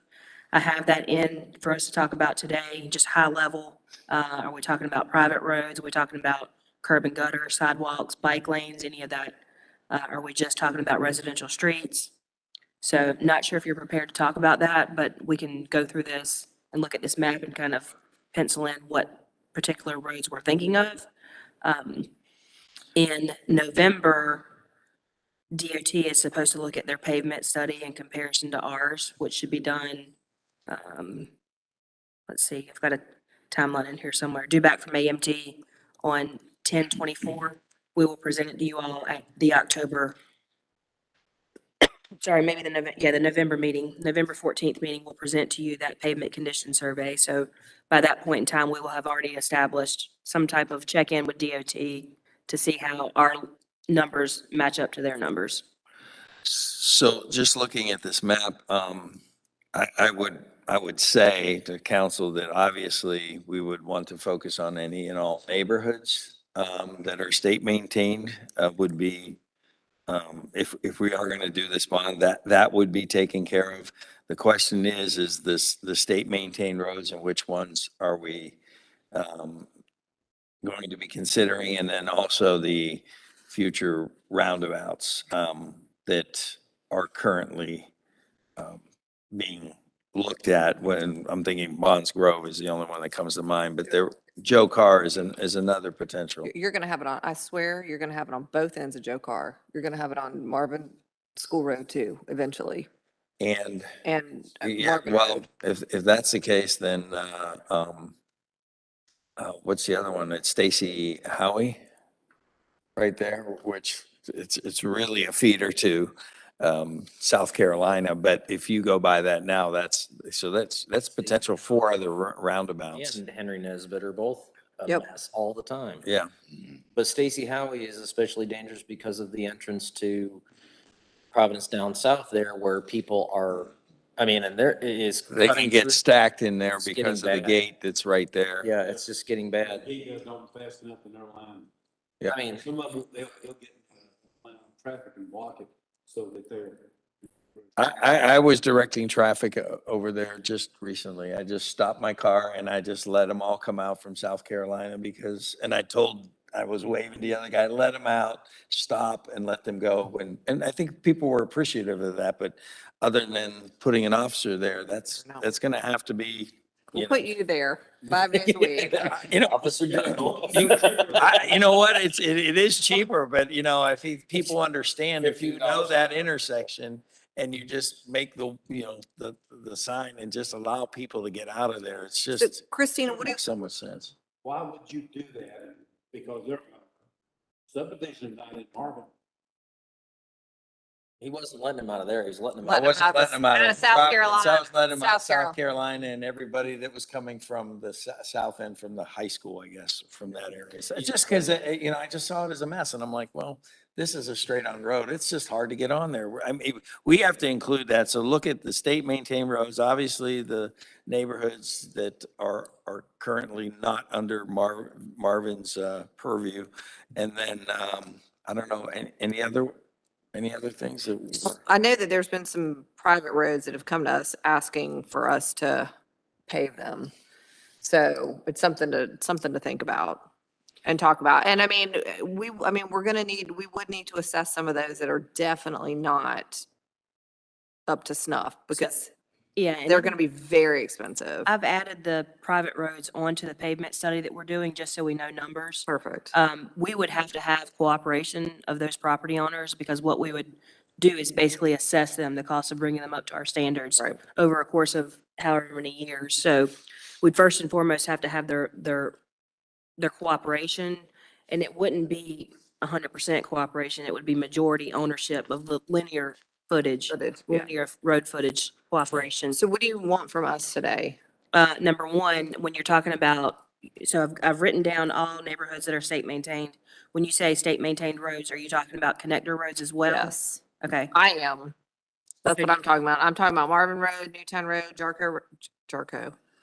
Joe Carr, Marvin School. So would you really take over Newtown between Joe Carr and, you don't want to do that, and Newtown Road and Joe Carr? Newtown doesn't intersect Joe Carr. No, Marvin Road. Yeah. You want to take over that too? Yeah, down to the line. Widen it, get some, I mean, people are constantly falling off the sides. If we're gonna do it, let's do it. Like, let's don't do it like half-hined. Like, well, let's go all in. Let's do it. It'd be a Bike lanes. big number. I mean, we get the number and then we may have to back down. 100 and whatever it was for the bond, for the union, for the schools. I mean, yeah, it's probably gonna be a big At number. some point, however, that if we try to do too much, nobody's gonna vote for it because it's too expensive. So we have to be somewhat Well, why don't we, cognizant of cost. but my thing is, let's find out what the cost is. Okay. Because otherwise we don't know. Like, we That- can say, yeah. it could be, But that adds to That the makes sense. cost, does it not? but let's find out what the cost is. The fact finding thing does, yeah, no, it's X amount now to just do our neighborhoods through our own, No, but it's not gonna be exponentially more expensive if you're adding on some of these connector roads to find out how much it's gonna cost, correct? It's actually probably gonna be cheaper. The more that you have, it'll be cheaper in the long run. But we don't have, but POW bill is based on population, not mileage of roads, so we're Both. almost capped out though, aren't It's we? both. Both. It's 75% population, 25%. You want to So include we're not roundabouts, gaining a future hell roundabouts, by or all the way down to South adding a Carolina bunch of too? roads. Yes. You do. Yeah, I mean, that's, I'm asking. yeah, that's the only way we're gonna slow down traffic. Okay, so I just want to make sure I've got this right. You want to look at Newtown Road from, I say state line, from corporate limits here to here. You want to look at widening them to add bike lanes? Is that? Take them over and then have a line item. It can't be that much more expensive if they're doing this work already. They know how much, they know how wide bike lanes are. And It's a lot of grading. That's a lot of extra expense to widen a road by that much. Cause you gotta move ditches, you gotta move utilities, it's more than what you think. I'm not saying that it's not gonna be expensive. What I'm saying is them going out and telling me how expensive it's gonna be is not gonna be that expensive. So let's at least get that information. I mean, And we then, get the and then we can make, information. and then we can make a decision. Yeah. Cause if we're going out for a $10 million bond and versus a $20 million bond, like in the long run, it's not that much more expensive. So on Newtown Road, It's not. Like, they're asking for 100 and what, I mean, 134 million, but that's. I know, that's for what's the whole county. county. For the No, whole I get county it. at 1.75%. all right, then either let's do it and find out all the information and then we can make an educated decision, or let's not do it. so what we could do is we could just, instead of itemizing out each road that we want to look at bike lanes, what we could do is just find a general cost of mileage of what it costs, like per mile or per linear foot to add bike lanes. And then we can just figure those numbers out Okay, that's once we fine. get that. Listen, I'm not saying that that's what I want to do. I just want the information because then I can make an educated decision on what I want to do. And DOT has yet to commit on any of this, by the way. Correct. DOT, per this thing, DOT has not gotten back to you guys, correct? No, they just don't want to, No, they, correct to Christina. It says well, he needs more time. he needs more time, but he, in the meeting said, correct me if I'm wrong, Christina, he said that he was concerned about the legality of it, number one, and he wouldn't feel comfortable committing more than 5 years if he did do something. He said 1 year, but he was going to look at 5. Okay. Well, again, let's get the information and find that out, and then we can make an educated decision. Okay, so I've got all the state maintained subdivisions, Marvin Road, Newtown Road, Marvin School Road, Waxhaw Marvin. We interested in that? I mean, I am. No? I mean, we're gonna be doing roundabouts potentially, or sharing the cost of a roundabout at Stacy Howie, possibly Henry Nesbitt on those two roads as it is. And as you continue down, you got Bonds Grove. So taking over the whole road down there, I don't think that's, I mean, we're already gonna be participating with the roundabouts. And Waxhaw Marvin Road is a heavy road. It's, and there's trucks on it and everything else. And unless we get that handled, I don't want to maintain that. So if we take it over, a they're big not move. on Marvin roads. Go around Marvin. Well, I mean, if we did that, but that would be what we'd have to do. And Marvin Road is Waxhaw Marvin Road is failing on the other side of the high school where they skipped and didn't pave it. Imagine that, Oh, no, it's terrible down there. it's falling apart. Okay, so That'll get So go ahead. that'll get fixed. Is that a in yes or a about no? Built in 5 years. Is it a yes or a no? Waxhaw Marvin. Straw poll. I mean, I'm a yes for it because I'm like, if we're gonna do it, let's do it. Well, if we're gonna look into the costs, You might let's as well look into the find out what the cost. cost And is. get the information. I don't know that we'll ever be able to afford to do it all, but. I don't either, but let's I'm find out just, the information. I guess my concern about this is we keep adding all these things. Let's figure out, there's a cost to figuring out what the cost is. But it is insignificant. I agree. It's insignificant. Like, they're already out doing it. They're already driving down Waxhaw Marvin to go down to Valhalla and looking at those roads and down to Beechwood I mean, It's they're cheaper already to gonna do be all on at them. So once just, Than it is to do it piecemeal. So all right, just give me the information. So the only thing I. But there's some roads I just don't want to take over. Is it? Okay, well, you don't get a vote, so. You get the cost of it. You looked at this, you looked at that, they're gonna ask you 20 different questions. If you get the cost on this stuff, you say, yes, we have looked at those costs. No, I can appreciate that. It's just that if I know I'm not interested in doing something, then why am I even spending time and money on doing it? Because I'm just saying, opinion of one, I'm not interested in taking over what is shared by more Waxhaw residents, I would argue, than Marvin residents, and we're taking over the road. Same thing as the state saying, oh no, if you're gonna take over roundabouts, we want you to go all the way down to South Carolina. I'm not interested in that. But I'm interested in, in the area that we know. But you're going to have the discussion when you start doing anything, saying, there's going to be people that live in Marvin, they're going to ask you about all these others. You need to have an answer. No, I If understand. it's too much, they can say, oh, no, we don't want that. We looked at it. Yep. Yes. We've got the That's the information. thing that we are supposed to do. Just look at it. I mean, if we take over every road in Marvin and then we do a toll booth for the Waxaw drive. Let's do that. I want to do that. Let's do a toll road. We put a toll booth on Get the. Yeah, just get the thing. Get Just, the thing. it's not- you don't even need a person anymore. Just get the sticker and the thing and. Anyway, goes through, it just costs the money. Yeah. I mean, you could do like several states have said, we'll put a sunset on it and then just don't relieve the sunset. Only, So- not only comment, but I would make is when you're doing this, and I don't know if this agrees with Kim or not, but I would, if you're gonna have a compelling argument with this, I think you have to look at doing the bike lane and doing the other, because if it's just for roads, people are gonna, they're just gonna turn away from it because all they're gonna hear is you're widening and you're doing all this stuff so we can bring more traffic in here. At least you have a compelling argument if you say, but we're gonna also be adding walking and bike riding and other stuff like that. That would be my own, and I'm not saying I'm for it against it, but when you're trying to put together, I mean, it's just like with any business case. You can present a business case, but God, give them something to hold on to and something to go, you know what, I hate it, but at least we'll have bike lanes. And again, So I don't. A question for you is, are you more interested in widening roads or are you more interested in just taking over the roads and adding bike lanes? Because I'm not interested in widening roads. I don't want to, But adding a bike.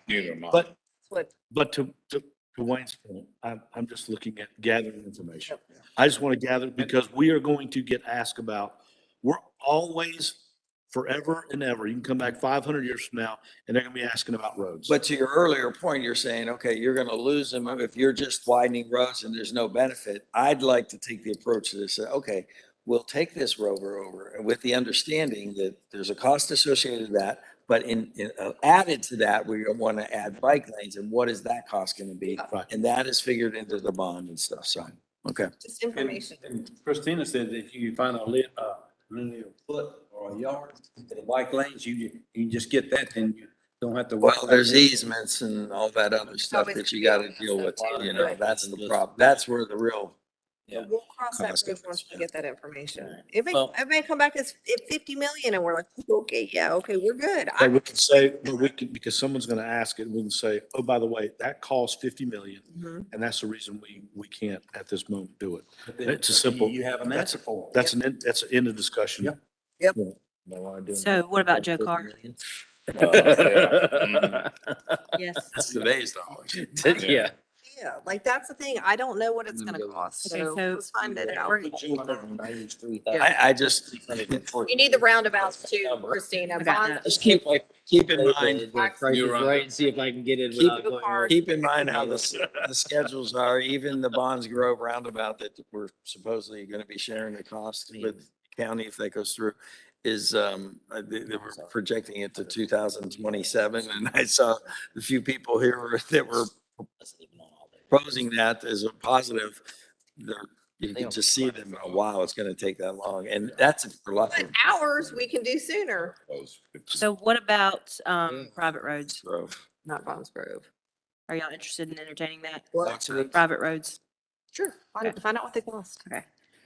Because again, we will get some money back from those private roads, because I'm not doing those, like, Yeah. they needed. I would say we'd be interested if they're interested in it. I mean, why do the work if the development in the neighborhood says, no, we want to keep our roads private, don't. I mean, it's no different than the state. The state has to get it to standard before we take it over. The same thing with the private ones. It doesn't matter. We have the same The standard. state's so- not gonna get it up to snuff if we're taking them over. Okay. They will neighborhoods. We could- Sidewalks. Nectar. What? Y'all- Maybe. y'all wanna look at Sidewalks? Sidewalks into the bond. Yes. Sidewalks, greenways. I mean, I'm serious. Where Like, do if you want to we're put sidewalks? Possibly between Down roundabout Midtown and roundabout. Oh, well, Do- that's part of the. I know, that's what I'm Heritage saying, District though. development. We But need, other than that, what else? Yeah, But Mike's on if you think about it, is the, it's on it. hold on a second. Look, we're Is- not trying to make this a rural development It's here. on, it's on the Sidewalks on plan. every road? No.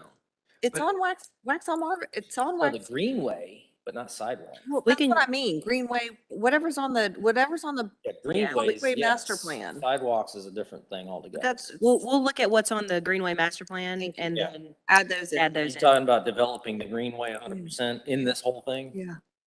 That is aggressive. Um, I mean, not that because you know how big I am on the greenways, but that is aggressive to I'm go just with saying, if the. we're gonna do it, let's find out how much it's gonna cost. Let's go on with the cost. And we're gonna say, somebody's gonna say, what about my? Yeah, greenway? yeah, why aren't you, be like, hey, we looked at doing the bond. $22,557.19. Right. This right here Oh, is- man, you're so smart. You're gonna get the questions. Do you want to look at curb and gutter anywhere? Yep. Okay. Wait. Wherever they are, don't we have our curb and gutter study? Just Gutter? let her make all the decisions. And then- So let's discuss it for 1 second. Do we not have curb and gutter Can we? study? We do have one, yes, but it's 5 years old. I mean, does curb and gutter like deteriorate that much? We I understand pavement will, but curb and gutter? We have, Not so much. done 100% of what we identified. We've repaired 100% of the curb and gutter issues that we identified 5 years ago. Okay, so. I'm just saying new curb and gutter. No, our existing curb and gutter should be fine. I mean, if we're taking over a neighborhood that has curb and gutter, then we should probably factor that in. That's true, yes. Yeah. We're getting close But that to would be the wax only thing that I taxes. would do. I wouldn't be looking at adding any new mouth. anywhere. Just the ones that Whatever's we would take existing, over. yeah, yeah. And then the last question. Yeah, I don't want to add curb and gutter somewhere. Next question. Last question is, this Sounds will like me. be a Hunter question too, but do you want to look at any type of on-street parking in the MHD district at all? Not yet. No, not right now. No. Not till I can slow it down, put speed bumps in, and I got a And light commercial. Any decorative? Like paint, like pavement stamping? No. Okay. You can have parking meters and charge them like $50 a. Want to raise, we don't have to raise taxes. Yeah. Somebody here will pay it. Yeah. Overnight, because you were at the Asia massage parlor. That's it. We'll be competing with Wax. I just had lunch there I think, yesterday. and, How much public involvement do you guys want in this process? There is or not? No. What? How much public involvement? Do you just want to have involvement as we have meetings, or do you want to have any special type of public input sessions, particularly for this? I would like to find out costs before I Okay. invite the public in to give their Okay. opinion on information that I don't know. So let's get the information first and then we can, Okay. but yes, I absolutely want to have public. Fun, because I don't want to spend a dime until the public says, yeah, we want to spend it, because it's going to be costly just getting it done, and I want to Mhm. make sure that everybody wants it before we go down that road. Okay, so in your agenda packets, you see the tentative schedule that we've got proposed. We more than likely will not have any type of discussion about geo bonds until November. So just keep that in mind. What will happen in November is we'll present that pavement condition survey to you all, which shows what you have seen in the past every few years, where it shows the total numbers and the conditions. And from there, we'll look at, we need to have a special meeting in December to really look at the cost and what roads y'all want to select based off of those costs. Can we have an answer from DOT by then? That's the plan, yes. Can we also maybe consider, at the end of the day, regardless of price, a priority list and how we do that, meaning Mhm. neighborhoods go first, Mhm. because that's immediately affects the community's all paying the same tax. Okay, now, once we get those roads done, now what else do you want to do? We pick it off in a priority. Yeah, I think once you find out what the cost is, then you can look and we can prioritize it from there. Didn't you have something? It's part of your y'all have a road acceptance policy, and inside of that, it talks about the study and how you look at densities and, But I think Joe's saying neighborhoods, then connector roads and roundabouts, like what's the What's the most priority sidewalks, first? Regardless of streetlights. price, what's more important? I Right. mean, you know, and look at that, but then maybe something could be less money and we can do that. That's what I'm saying. I think And- you gotta have the price before you can prioritize it. Roundabout, when you go in, they have a pothole on that road. Everybody in that first second is pissed because they have a pothole and the state will not fix it. Mhm. So it's definitely, your priority is going to be the neighborhood. Mhm. Oh, I agree with that. Yeah. Okay. Okay. Christina, good? I'm good. Did y'all see anything on the list that you wanted to add or? Not yet, but I might later. Okay. You know, I like to add stuff. On the list for the bond, you mean? Now. Yeah, this, Oh. the schedule. Uh-huh. So I did get some high level tax impact analysis back, but I had only looked at, and I was roughly looking at a couple of, $1 million projects, like $2 to $3 million. So I won't bring that back up until we actually have more numbers of what we're working with, but I've got numbers back from the bank on what the tax impact would be for like $2 and $3 million projects. So And we what would probably that be? might be a little higher.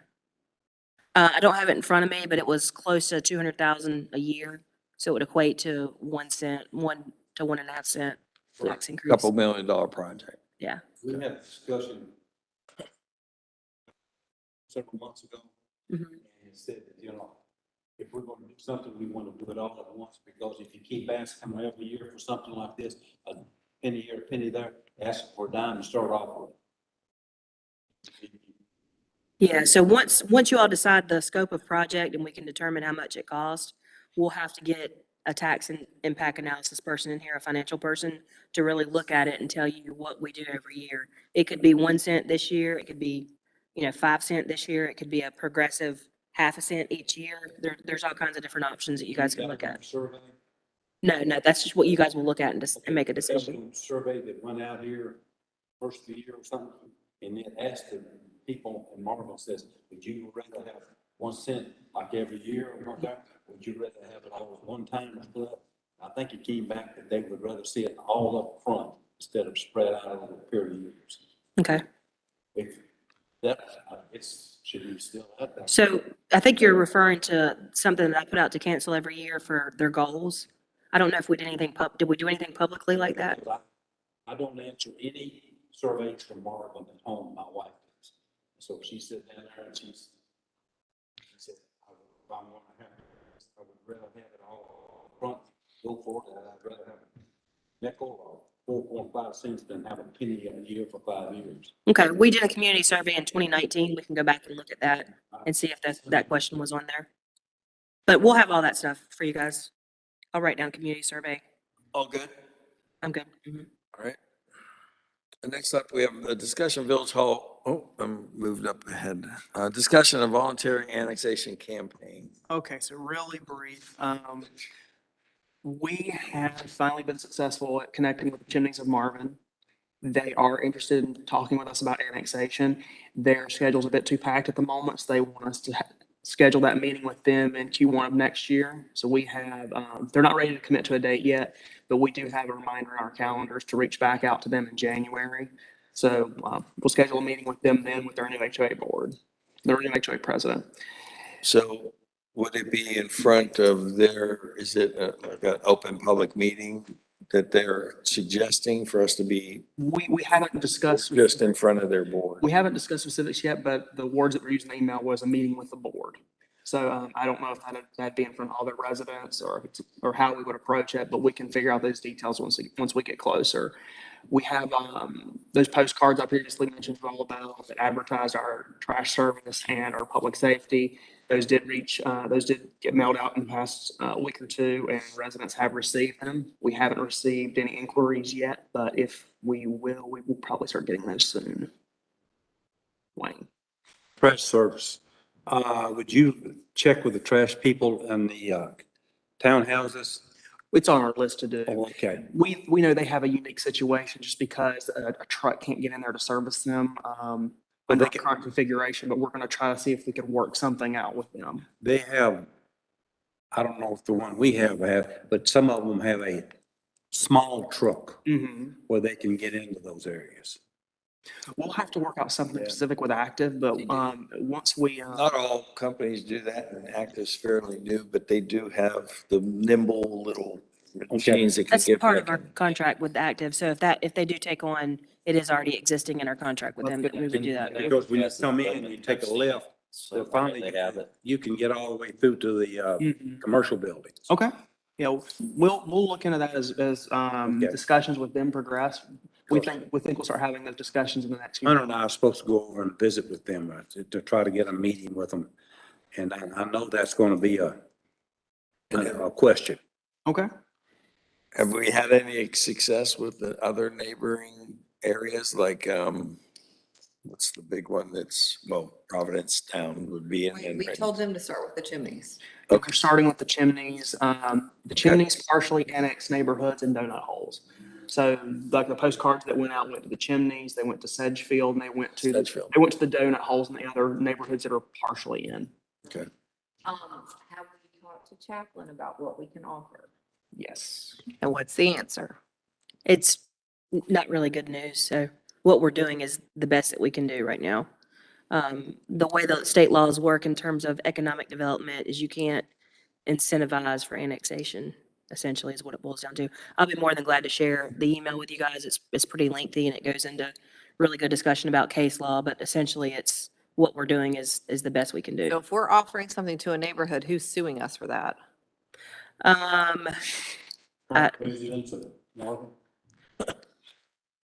think it's the incentivizing to annex in, spending tax dollars to annex in. I can share the case law with you. I don't have it here in front of me to answer. Yeah, I that. mean, I think before we start talking to these neighborhoods, we need to know like what we can offer and what we can't offer. Like, and when I say offer, I mean like. We can only The- offer what we already have to the other residents. Hold on.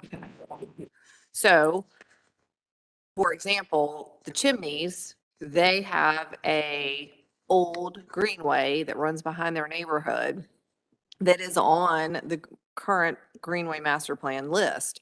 So instead of it being X number of years, can we make it sooner? Is that okay to do? Let's wait and see what they say in the first of the year. They might just take it. They may, but I'm just saying, like, is that allowed or is it not allowed? Yeah, that would be allowed. Okay. We just can't say, hey, if you annex in, we're gonna build you a nice water park. Okay, but let's say if Providence Down South wants to come in and they say, we really want like another officer, safety's our top priority. Can we do that? We could promise to have another officer in the community, but not designated to that I neighborhood, would but never yes. designate it for one. Yeah, okay. And Christine, isn't another issue that we can't bind future boards? Yeah, that was another issue. We can't what? You can't bind a future governing board by like an offer we would make to a neighborhood. You can't what? Bind. Legally bind like a Legally contractual So- obligation. If you're not in office There's some agreement. next time, the next council isn't council. bound to I what got the it. agreement you Okay. made. So it's got to be done within that council's timeframe. Okay. Why are we bound by something that happened 4 years ago about doing roads and everything? Well, because I'm bound by a lot of stuff that previous councils have done. Yeah, he just said they couldn't. Okay. What's up, Bob? You got a question? Well, tonight, there's supposed to be the HOA President's Council meeting. Yeah, I mean, it's not on the agenda, but is there any input we can address everybody about this? I mean, as far as, Well, if they're here, they're already, Martha. We do invite other neighborhoods other neighborhoods are invited to those events, to my knowledge, but they are not village-run events. That's run by Mike Gilboy and the HOA President's Council. We just, I mean, Bob, if you're going, or Wayne, if you're going, you can always say, hey, is anybody here not in Marvin? It's tonight Do here. you want to be in Marvin? Yeah. But I mean, I got Beta Club induction tonight. John was saying that the participation has dwindled. Oh, I was in Beta Club, thank you very much. But Jason's being inducted. But I didn't realize this was, I thought this was put out to all the communities. I didn't realize it was. It's, there are, as he said, they're put out to other communities because this was created when the hotel was going up where on 16th. Yeah. Property. Hotel. Whatever. Mike got it in and it was Marvin and other. It kind of restricts it a little bit. What else, Austin, for annexation? that's most of what I have. Incremental progress with progress. Good. I think it's great. Better than what we had 2 weeks ago. Any news is good news. There you go. Like it. And I've forwarded the email from Chaplin to you all, so you Thank should you. have it in your email box. Thank you. Moving on. Discussion of Village Hall rentals and amendments to the fee schedule. It's really fast. Giving When, stuff away. before we moved into the building, we wanted to establish a rental policy and some rates, just so that once we got in here, we could hit the ground running with renting the facility. In retrospect now, we probably set those rates a little too low. We want to make sure that we're not discouraging the use of the barn for people to come to Village Hall where it might be more affordable. Now that we have all of this, these microphones, we have expensive AV equipment going in the next few weeks, we definitely need a higher security deposit, and we definitely need to at least adjust the rates. So basically what I'm asking you all is, are you okay with us working on a proposal for those rates and coming back to you at a future meeting? Yeah, absolutely. And I would even put a wider margin between resident and non-resident because of this, we didn't do this for non-residents. We did this for residents. So, I mean, I'm not trying to be unfriendly as a neighbor, but every town, because we may start seeing people from Waxhaw coming here if we start doing that. And not that I'd have a problem with that, but because it's a meeting for whatever reason, but it's just, should be focused. Yeah, on we the stretched ourselves with the park and we said, you know, it's a public park, it's out there. But I think now we start getting more Marvin specific. This is where the rubber hits the road. I don't think anybody from any other community, you have to be a Marvin resident, you have to be, that's my 2 cents. But the short answer is yes, if you can start working on that. Yeah, I think what I'm hearing. Make sure that we're being thorough now that we have a lot more assets to take care of. When we had open house, I had a lady here wanted to rent this for a wedding reception. We did have a lady that rented it for a wedding reception. That might have been her. Oh, might have then, all right. That was a couple weeks ago. We've had more rentals than I would have expected, honestly. So yeah, so we're definitely renting the facility. Well, that's what you have, when you had the open house and everything, that's what you did, you invited that, you know, it's like showing that beautiful. Where's the wedding party sit right here? I think this was their bank. I mean, people are getting creative on their venues.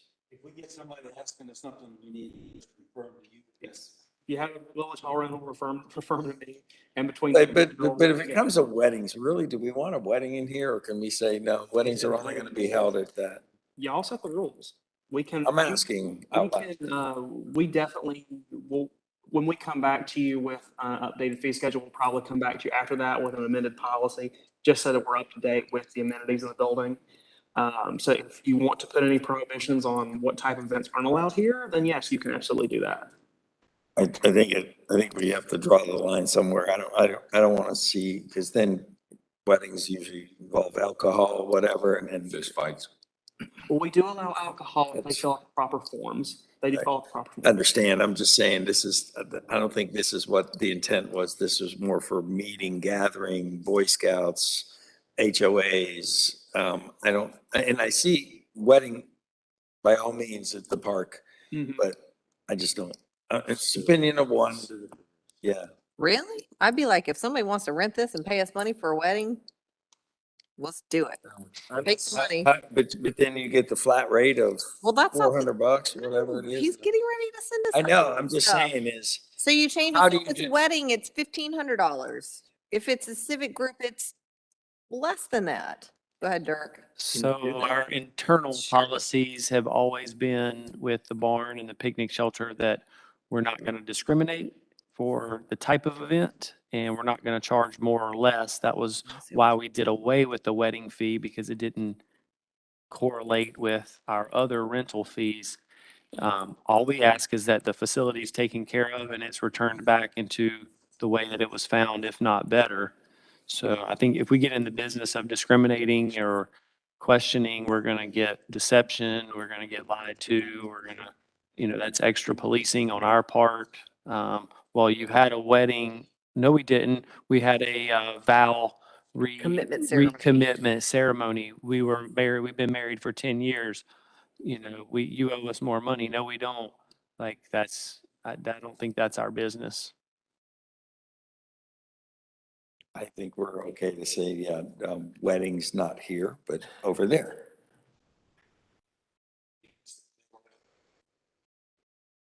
I know, I'm just saying is, I don't know what path we're. So is a holding wedding right reception now. okay here? No, I really don't think so. I think it's okay. And that's just the opinion of one. I don't think that's what we built this building for. I think it was more civic related, not private. But you can do the private events at the barn. Have at it. But for here, civic meetings I think we can decide that. Or are they going to say, oh, we're a civic meeting and then have a wedding on the side? Like Austin said, you guys can set the rules, but just Right, then we're gonna have to come up with some language to be, cover all our parameters and, not have any gray areas. So, I mean, if we gotta do it, we gotta do it. That's fine. I personally am fine having whatever you want to have here, as long as it's, covers the cost. Disagree on something. I know. Hey, look, we can go have a beer afterwards. too. Yeah. Let the mayor vote his conscience. Okay, perfect. You should vote. It's your way you feel. Nope. It's the only vote he gets. If he did. Austin, bring us back some options Just want to and, be on the record. and do one that's a column, bring us back some options. I'm okay with having weddings here. I don't care. I'm like, if you want to rent it and have a wedding or a wedding reception, knock yourself out. Now I'm gonna play devil's advocate. And like, if somebody says they want to have a 2-year-old birthday party here with, As long as we have enough in a security deposit and as a return in the way that they found it, then I'm fine with that. Okay. So you may have to make, if it's a 2-year-old's birthday party, you may have to make the security deposit higher. There may be some parameters in there that you have to just make it higher, and we may discriminate. We, as a staff, will collab in the next couple of weeks. Collab. and get back to you. Collab and bring it back to us. All right. If we get really technical, it might be the work session, but you That's guys will, fine. you guys will see it. I just, Okay. Yeah, we heard. We got you. October 21st, 2023, wedding at the park. He's doing the pig picking. Who's getting married? who's getting married? Michael's, that's Oh, stepson. wow. Aw. Yeah. Are we all invited? I didn't get invited. Me neither. Yeah. My invitation got lost in the mail. This gives you a year. We can crash it. This, We'll crash it. Jamie. Crash. We'll discuss later. All right. Moving on so we can get out of here by 9:15. Let's go. 9:15. Yeah. you can see which Discussion day. of fall town hall meeting agenda. Everyone get a chance to look what's on I'm only up for one thing, Thank introductions. God. So you I guys- mean, you guys have seen this a couple of times now. This is just one last pass by before we publish this agenda tomorrow. Well, tomorrow. So is there anything you want to change? Any speaking assignments you want to change?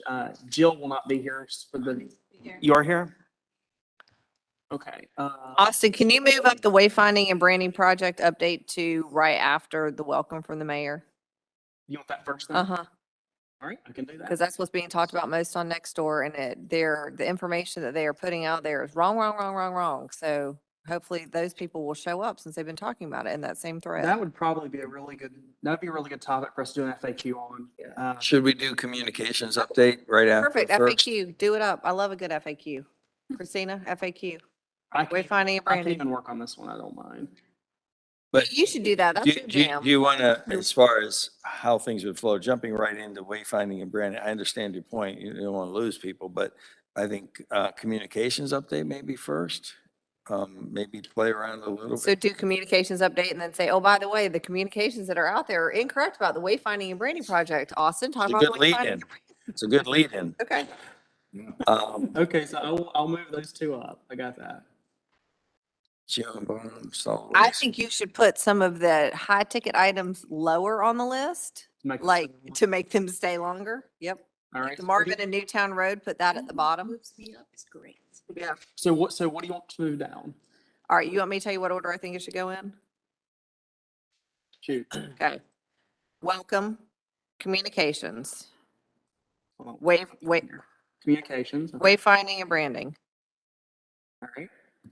coffee with council, ongoing residential commercial developments, Okay. annexation update, geo bond, heritage district, Heritage District. Okay. solid waste, motor vehicle, upcoming events, park and trail updates, do our 3 recaps, and then the roundabout update. Roundabout at the bottom. Okay, I can do that. Seriously, maybe people will stay longer for the whole thing instead of hearing their one thing and then get up and leave in the middle of the meeting. I have those. I will change this order. We're having people. Once we have the presentation put together. If not, we can talk tomorrow, about it ourselves. We'll send this out tomorrow. We'll send this agenda out tomorrow. And Perfect. just. for Wait, the record, wait, like all plans- advertising? We need to be advertising. We're not advertising it. I haven't seen it.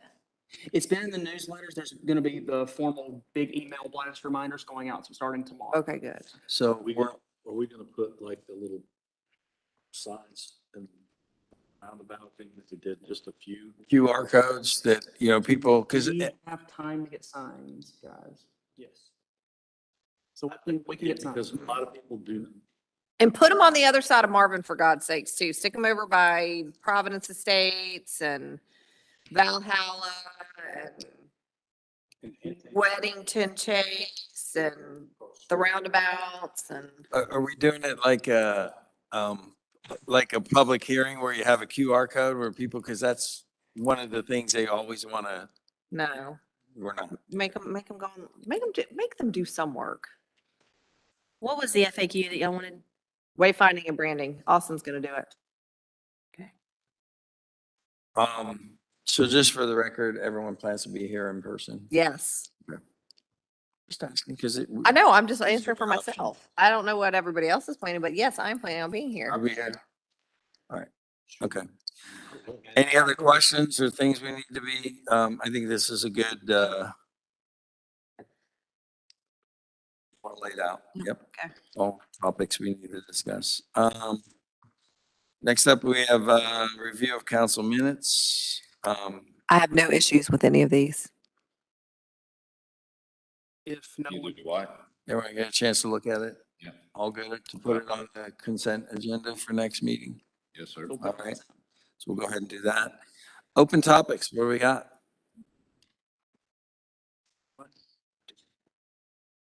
do you all want to go ahead and break for lunch? Our lunch is here. Oh, lunch is here. Yeah, That's a good open topic. yeah, that's a great You can opportunity. pause, grab food, come back and keep going. That sounds great. Hard stop. Yep.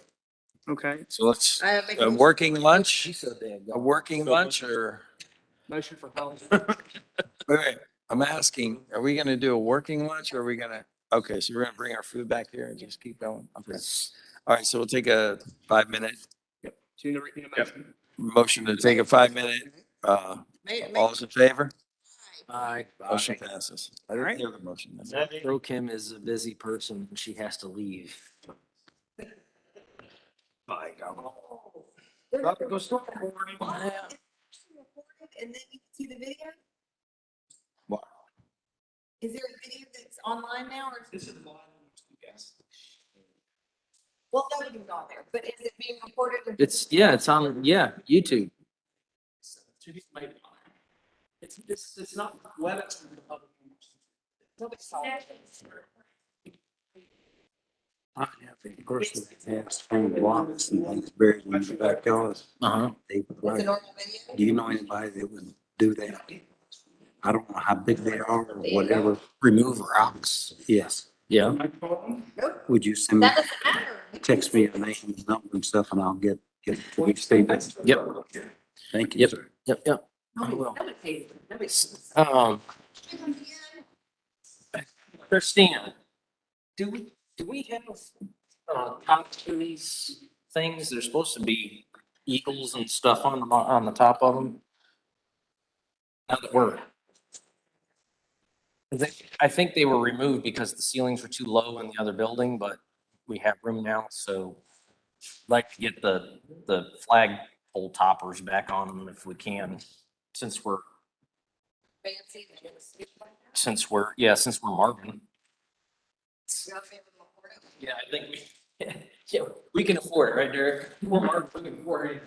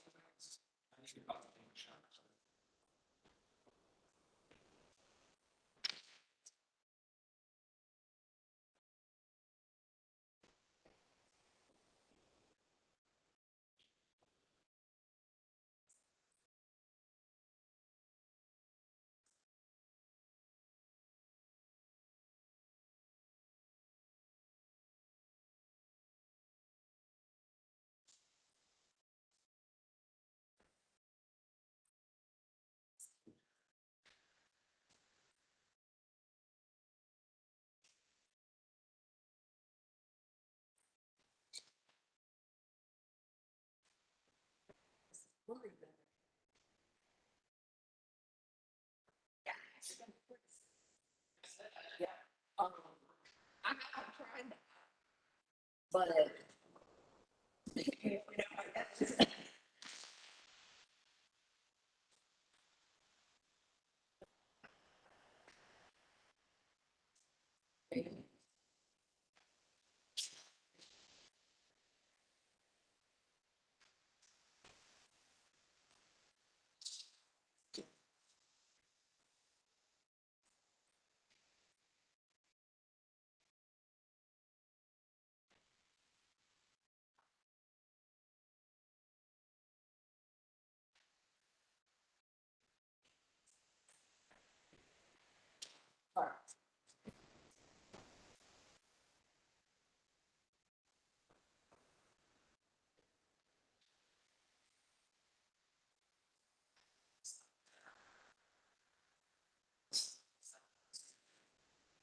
I find myself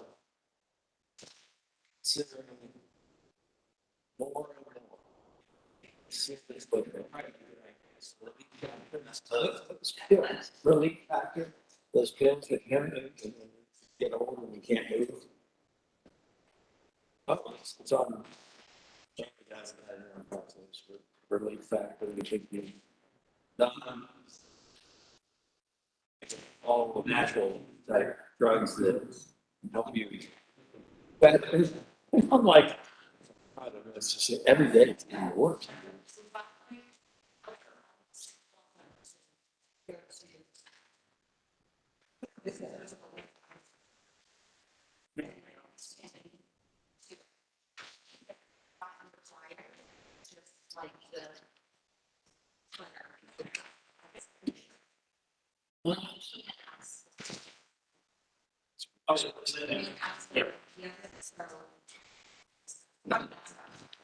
I got it.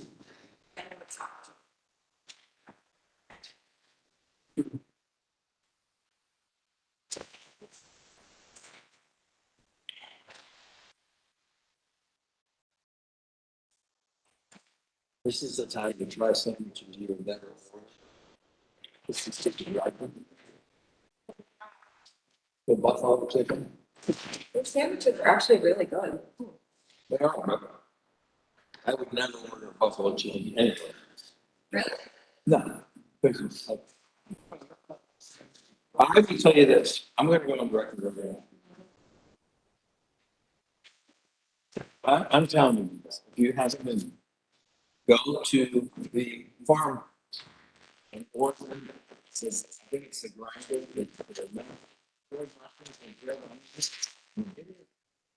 Best burger I've ever had anywhere. Anywhere. Farmhouse has good food. Ranked 160 and 521. The grinder, that's one of the. I ordered that little red inside medium. And it's a meat market as well. The sausages are good too. Right at the end of 160, or I mean 521 on the hill. What? You know where Redstone is, right? Yeah, those are. Well, it's all the way to the top Used to corner be by- Rudy's. Yeah. Oh, yeah, okay. Yeah, we talked about that. No. Joe and I've been there a couple of times. It's Christmas last week. And I ran up the neighbor. His wife died. So him and I.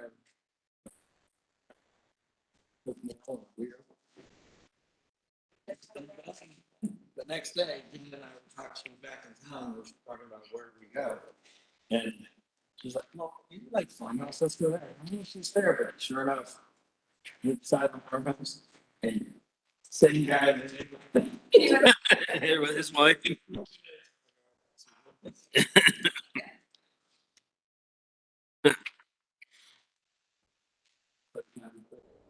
go back and get that already. For you.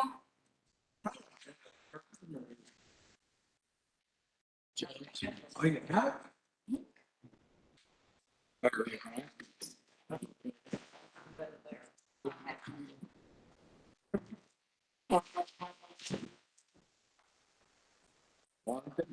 But I sort of do.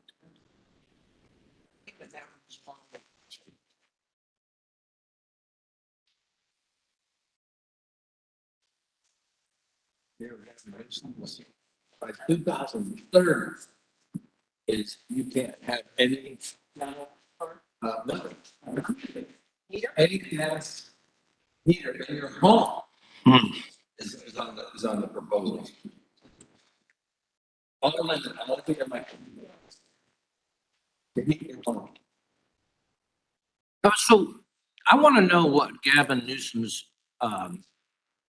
plan is to provide all of the electric power for all this, since they can't even provide electric power enough for what they've got now. Right.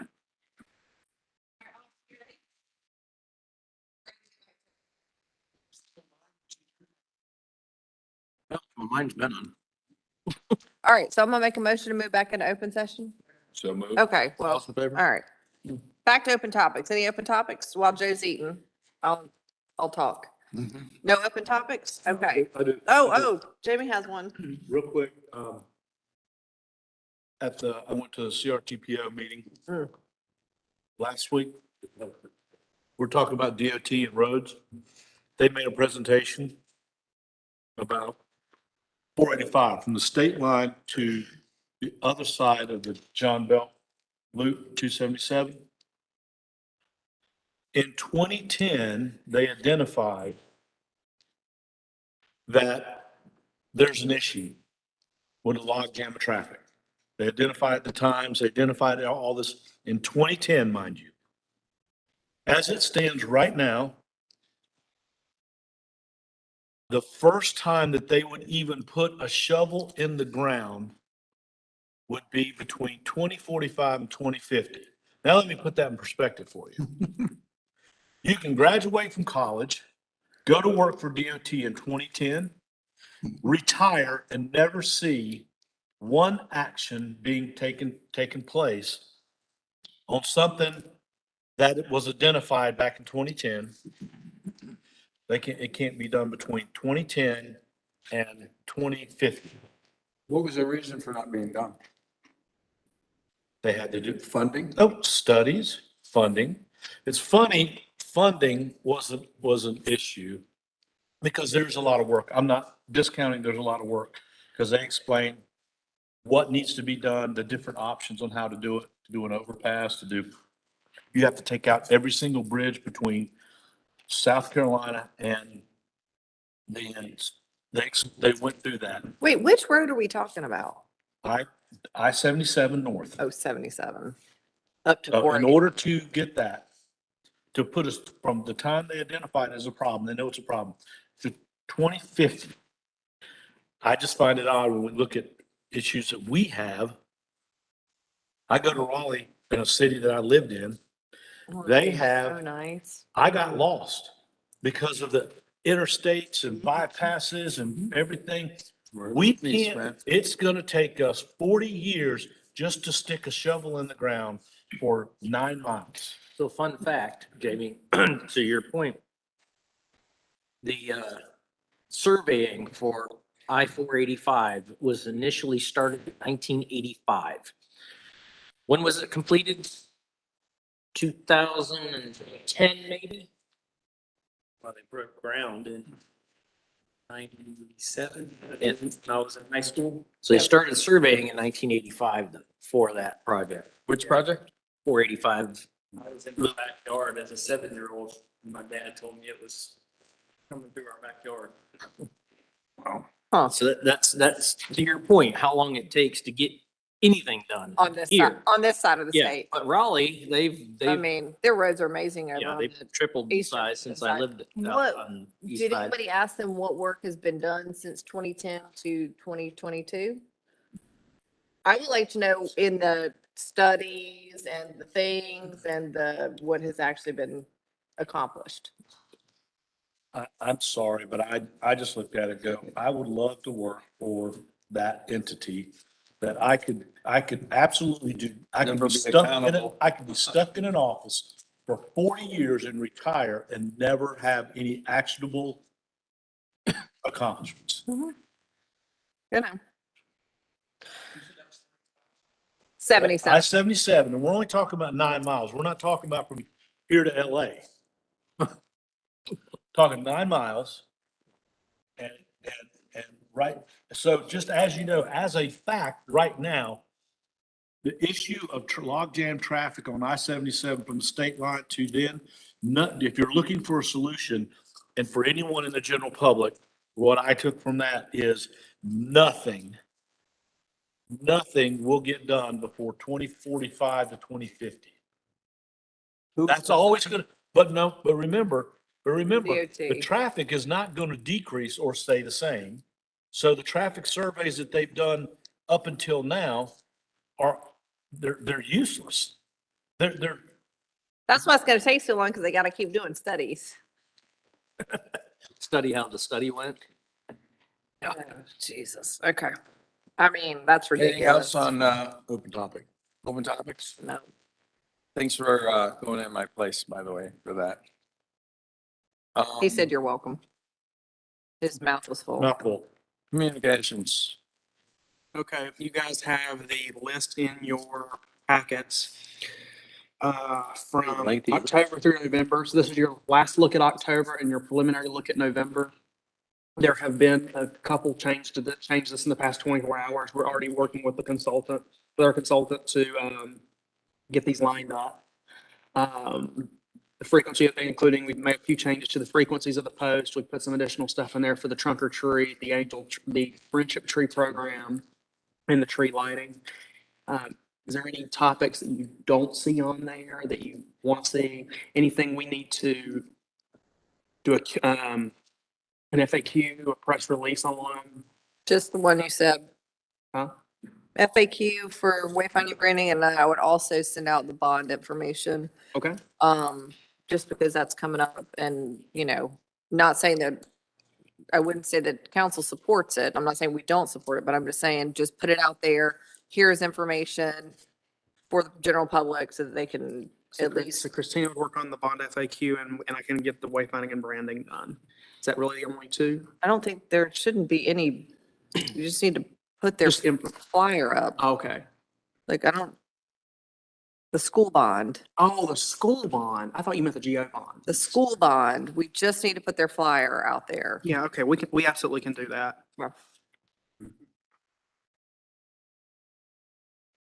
Are we gonna put any information out on the roundabout when we get that from the county and we figure out what they're doing? Because Talk louder. are we going to put out some communication about the roundabout when we finally get some answers from the county? Because that should be coming up in the next month, right?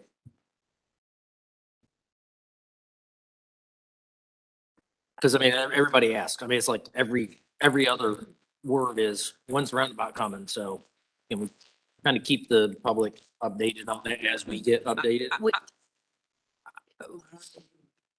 We can, but we're gonna talk about the roundabout a little bit later. Okay. So we can.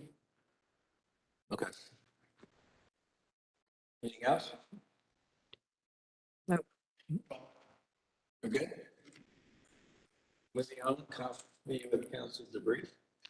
So Andy and I had coffee with council on Tuesday evening and we started on the front porch in our rockers. It was lovely outside. We were joined. Sweet tea.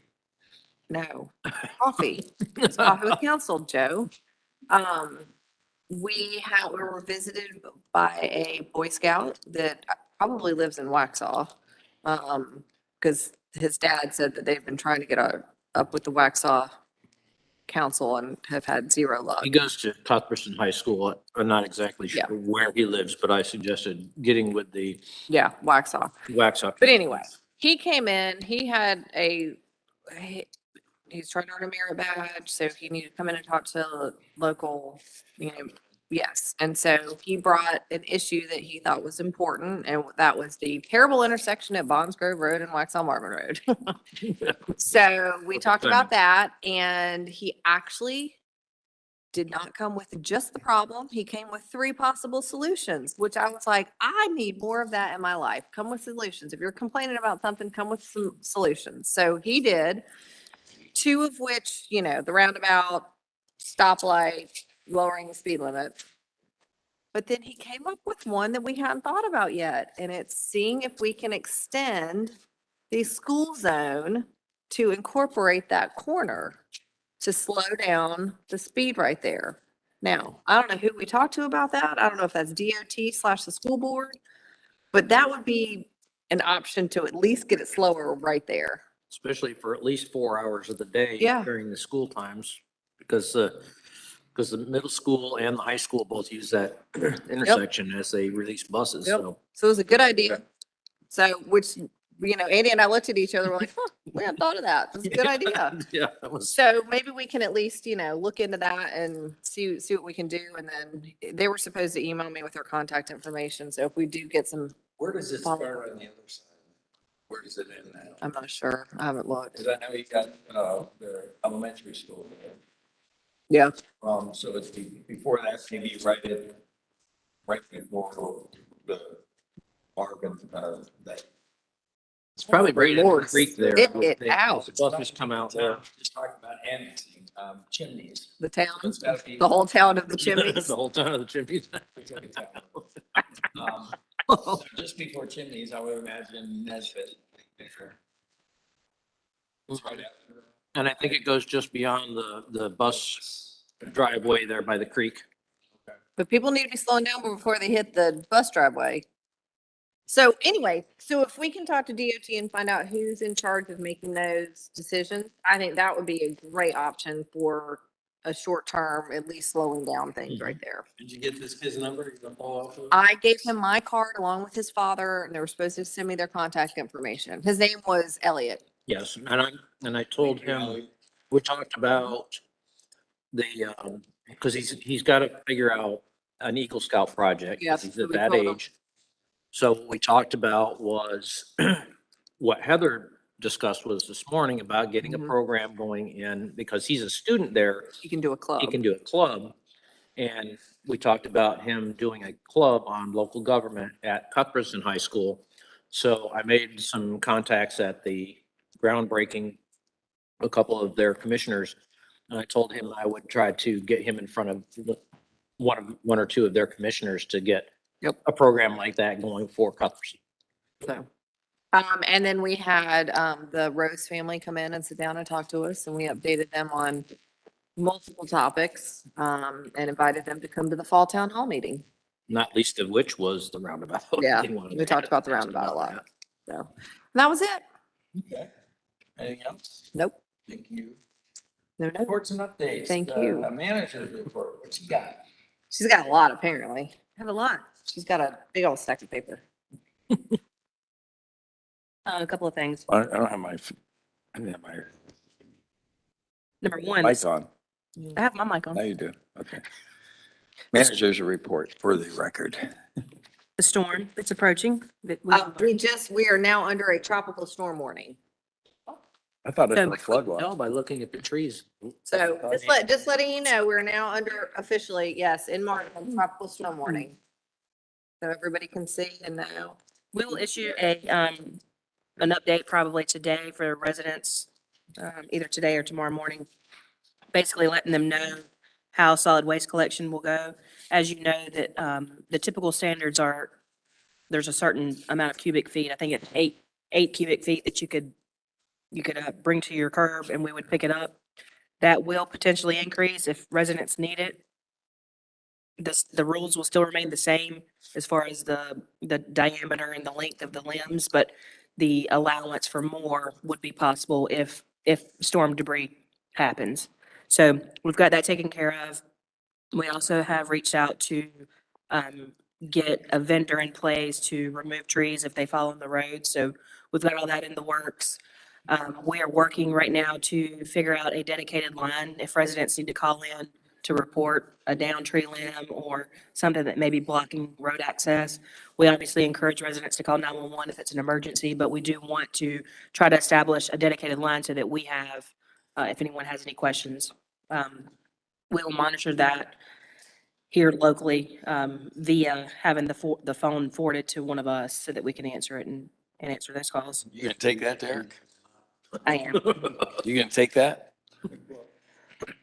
Are there any questions? Down tree? Any questions on storm preparations or anything that you all have? When, just so for the record, when we had that last really bad storm, I actually drove all through Marvin just looking, and I did find some trees down. So it's happening, and I don't know, we don't have a reporting system, so it's something that definitely needs to be addressed. Make sure you keep your cell phones charged. And if you have portable chargers, charge those now.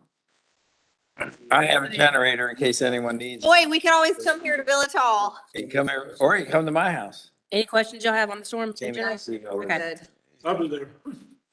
The rate goes up for watching movies. No, we're good, Down Christine. in the theater room. Yes. The second thing I wanted to mention to you all, I'm gonna read it. The irrigation that was requested at the Pocket Mark. I did reach out to Weddington Chase to see if they were interested in sharing that well with us. After a board meeting and talking to our landscape contractor, we have decided not to allow Marvin to use the well. The reason comes down to the amount of water that we require and the fact that in high times of use, our well cannot support what we need. We have over 100 zones and our well has a trouble keeping up as is. The alternative is to convert additional zones to municipal water, which we now have, and become very expensive. So it's a no. If you all are still interested in irrigation, Derek and I can look at getting someone out there to dig the well. We'd only probably tap into the same feed that they're feeding from, and it'd be less, they'll Yep, get less. Get less water that way too. The way it was explained to me, these veins run through and you could have a ton of water right here and you can drill a well right here and not get. So it's not necessarily the same. They average around $15,000 to do Yep. to drill, so. Garrett, do we have a well at the park?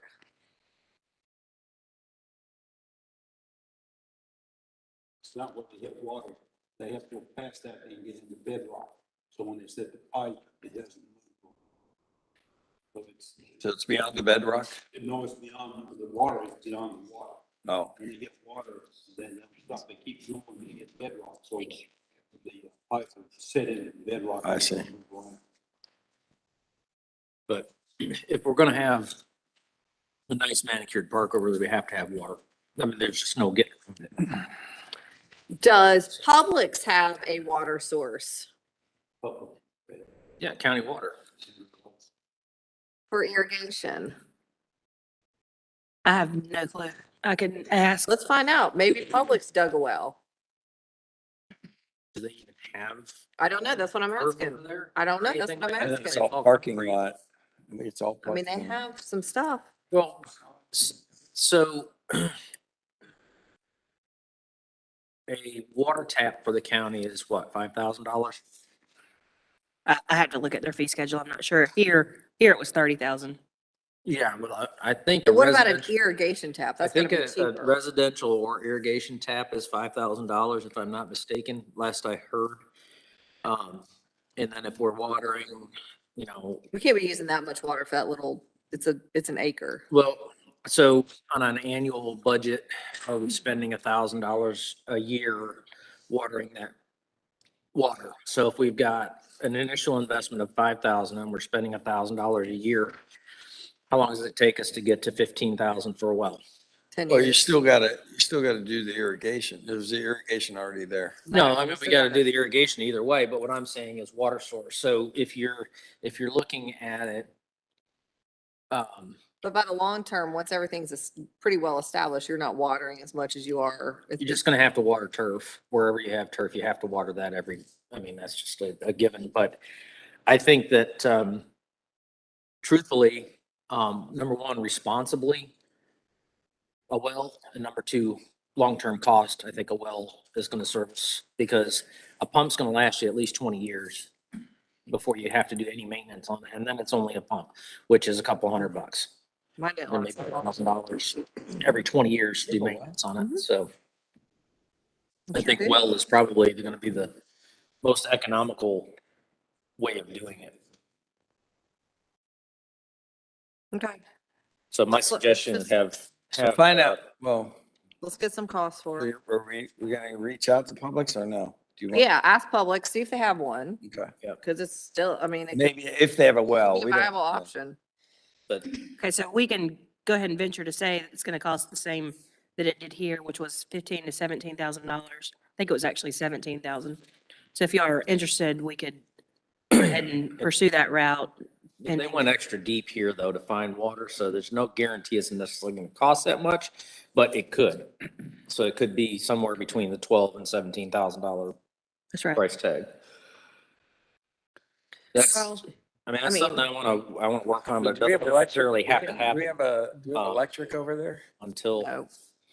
No, and that's something else that we'll have to do, but that's a pretty easy and inexpensive thing to get a saw service drop down there for a well. Commercial is the same as in, individual. Is it different? Charge for, setting up. Saw service is really cheap, and if we have that for that, we could also use that for lighting at the park if we That's what I was did. gonna say, lights. That's what might be once a year irrigation, tap on. Yeah. No. Okay, so let's just. do Those some- those do some saw research, services Christina. are a lot cheaper than.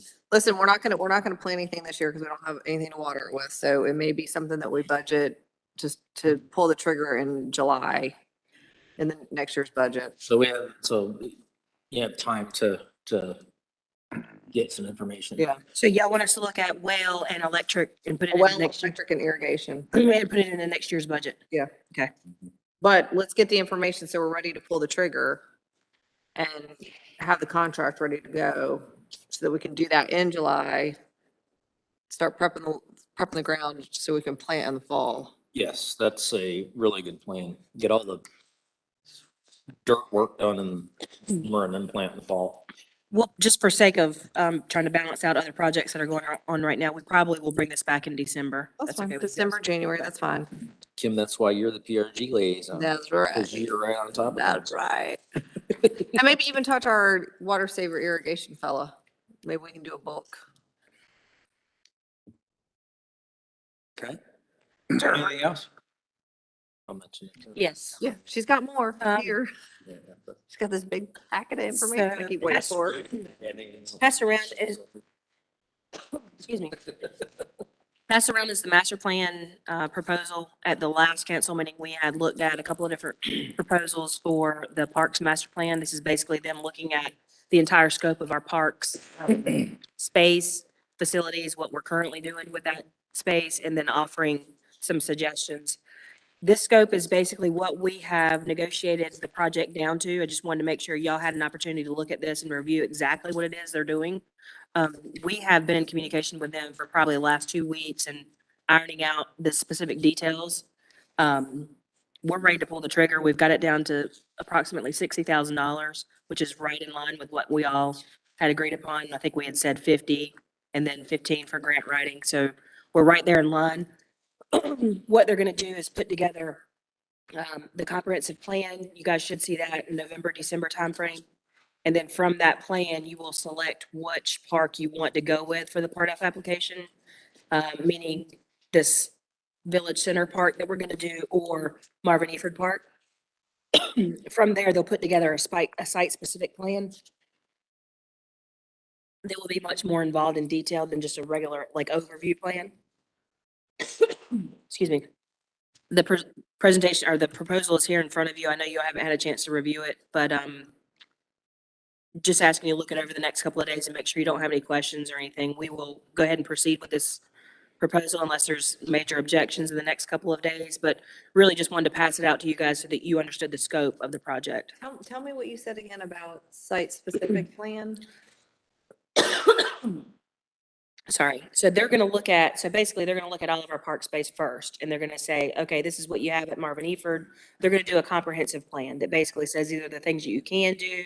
These are kind of some schematics as to what we think could fit at Marvin Eford. These are some of the things that we think could fit here. And it'll all be based off of input that we give them. Like we want to see an amphitheater. We want to see a farmer's market. It'll also be based off of public input as well. So they'll give that comprehensive just overview plan. From there, you all look at it and say, I really like this right here, whatever this is, whether it be Marvin Eford, whether it be the Pocket Park, the Village Center Park. I really like kind of what you've done, but I want to see more. So from that, they'll do a site-specific plan that basically says anything and everything to do with Village Center, like if that's what you all select. If that's what we select to put the grant money towards. That's right. So I'm not gonna get a site-specific plan for every location. No. You'll get a good overview, like schematic. The site-specific, you'll get a site-specific plan. They're kind of, the words are probably not being like, you will get a site-specific plan, but the level of detail is not gonna be as much as what's needed for a Part F application. Site-specific plan is what the Part F application looks for. You're still gonna get that, but it's gonna be more high level, high overview level. So they'll still, okay, so they'll take the Pocket Park and they'll lay out like what we should do at the Pocket Park, but not be super detailed. Yes. Whereas if, we picked here, they're like, they've removed this tree and that tree and this tree, and then they've put a bench here and a bench there because it's more specific. Correct. Yes. And, Okay. Yeah, if you look at page 7.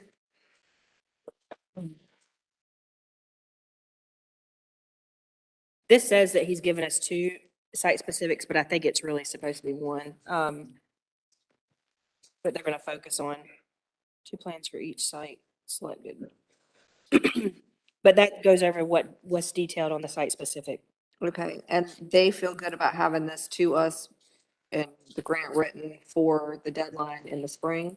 He did, as long as we stay aggressive and, we've got to do a good job as a whole, not making a whole lot of changes. And if we do, like we make them the first time and we try to give as much input as we can, like going in, so that So there's. what's the timeline for having like public input meetings? Because I feel like that's got to be the first. Derek, do you remember that? We asked that question. It was before November, December timeframe. Yeah, we initially, So we're going to try to utilize like our events as one. So the trunk or treat event will be a good time where we can gather a lot of people together. I'm not sure if the tree lighting, I feel like the tree lighting was another option for one. I'll double check on that timeline. So they're gonna come to those events and be there That I'm not and sure of. facilitate that? Because I mean, They may just give us the information to kind of gather what up. was the question? Are they coming to the trunk or treat, to the tree lighting? No. I've told him about the event. And I just don't know if he's planning on physically coming or just helping us set up a way to gather They're gonna do- information. Page 3 shows you the community engagement. They're going to do one public open house. So more than likely, this would be kind of a charrette style meeting where they're perhaps here from, let's just say 2 to 6 one day. So they're hitting people after hours and then people that can come during work hours, where they come in and engage with the vendor and say, this, would you like to see this? Would you like to see that? And they would give their input based off of those type of. And then 2 focus groups, 2 focus groups. We would have to put those together. That's a virtual engagement program, platform, however. It's one of each. Yeah, this could be comprised of whoever I mean, it could be staff, it could be a mixture of staff, you guys and some community representatives. More than likely, it would be a mixture of staff, council and PRG members. If we wanted to throw a couple of citizens in there as well, it would be. Oh, there's some citizens that seem to think that they know what's going on in the village, and I would love to have them on some of the focus groups and get them a little more educated in what we're doing. Because they just seem to think that we're doing, all the wrong things. So I'd love for them to put their money where their mouth is and get involved. So once we get this back, then we're gonna pick that one site specific that we want to do the Part F grant for. Yes, yeah, we'll pick one park to go with and then we'll run the application from there. Okay. We'll be involved, we will be heavily involved, staff will be heavily involved in the process. They are gonna basically hold our hands throughout the grant writing. They're not just gonna do it all for us. So just be cognizant of that as we're talking about timelines and stuff. Hold on, so they're gonna charge us $7,000 to hold our hand? They're gonna be doing a lot of the heavy lifting. The application itself is like, the last I looked at it was like 30 or 40 pages. I mean, it's a pretty heavy application. I know, but if they're charging us $7,000, then they'd be more than just holding our hand.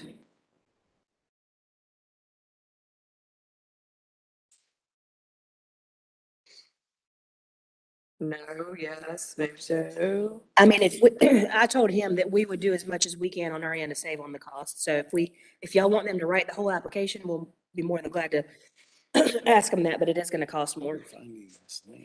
I don't, if you're talking about it taking up a significant amount of staff time. Focus on what we Then- already have. Just what we have. Just what we have. It's not finding new, unless we find something new in the interim.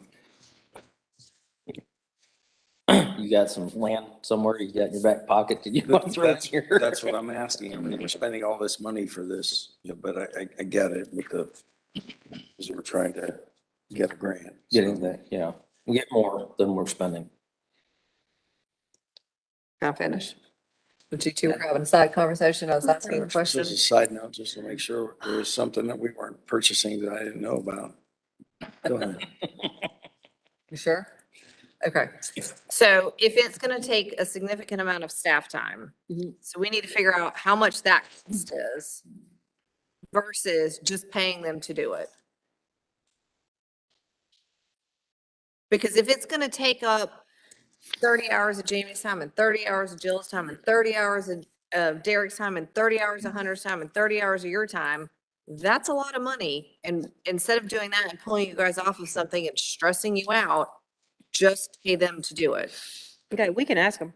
I would at least find that out again, find out the information, and then we can make a decision on it.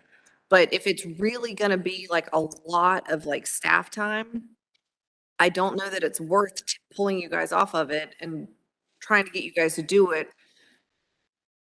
I just don't know that the cost is gonna be It may be worth it to just have them do it.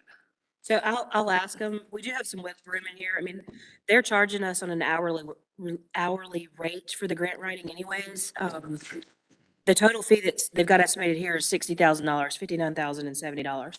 We have authority to go up to 65, I think it is. So we've got some wiggle room. If they can do it within that, we'll. I mean, we'll look at Christina, I that. think that the grant part is probably, I mean, it's not the most important, but it is like up there with, and you guys don't, I mean, that's not what you guys do. Like, I mean, I know that Hunter's done some and people have had some experience, but that's not like, that is not, It's technical writing too, which takes. right. So the only problem is we've never gone through this process before. I mean, I've been on the back end of things, managing part of, I've never gone through an application myself, so I can't tell you exactly how much time it's So gonna that's what I'm cost. saying. Like, why wouldn't we just have them do it? Maybe, We will maybe, ask. and maybe you asked, but maybe because they've outlined a lot of stuff here for the grant writing services, maybe we just ask in the past, what do you typically see percentage-wise? You see 70% of the heavy lifting done by McAdams, or do you see 50%, 40%? What encompasses this in the amount of time? And just ask them the question.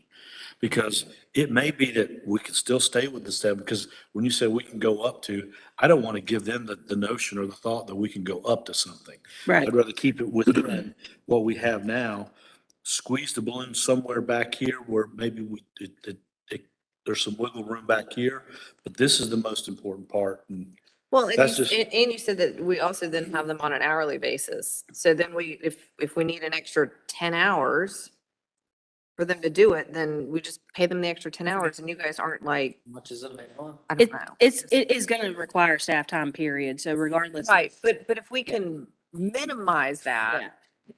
I mean, I just did a quick Google and it said like at least 120 hours of time to write complex grant. that's from scratch. That's, 120 to prepare and study and complete the grant. 120 hours. sounds pretty good with 30, 30, 30, 30, 30. I did one too many 30s. well, And then if you need a chaplain to review any part of it, then that costs on top. Yeah. again, I'm just going to go back to kind of to Kim's point.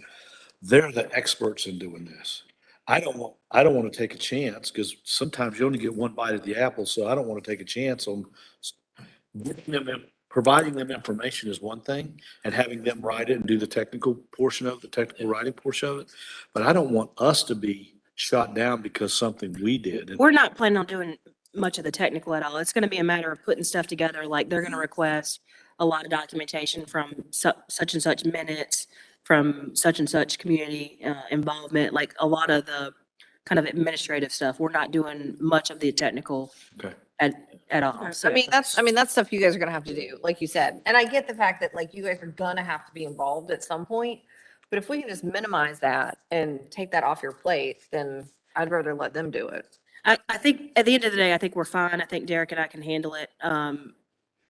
We'll keep you posted. I don't think it's gonna be a huge burden. Has I just Chaplin want, looked at this? he has not, no. Okay. I will let him look at this before I sign it, but they're pretty typical agreements with Yeah, McAdams. just have them look at it, make sure. I just wanted y'all to be aware of the scope because I don't want y'all to think that they're doing something and then turn around and understand that they're not. So I want y'all to have this so you can fully understand what it is that they're exactly doing. So I would say by Monday, if you have a problem with it, to let Christina know. And if she doesn't hear from you, she's good to move forward as long as Chaplain's good with it. Is that good? Okay, so that gives everybody till Monday to review it. good. Monday by 5. And that's all I have. Okay. Planners report, are we going to skip that? Hunter? Hunter? Hunter? Hello. Bueller. Bueller. Hopefully he plans to, and I'll send him a note to join me, and I think the county commissioners are You going to. asked him to yesterday, Yeah, didn't I you? think so. I think he said he was in for that. All right, review of action items, agenda items. What we got?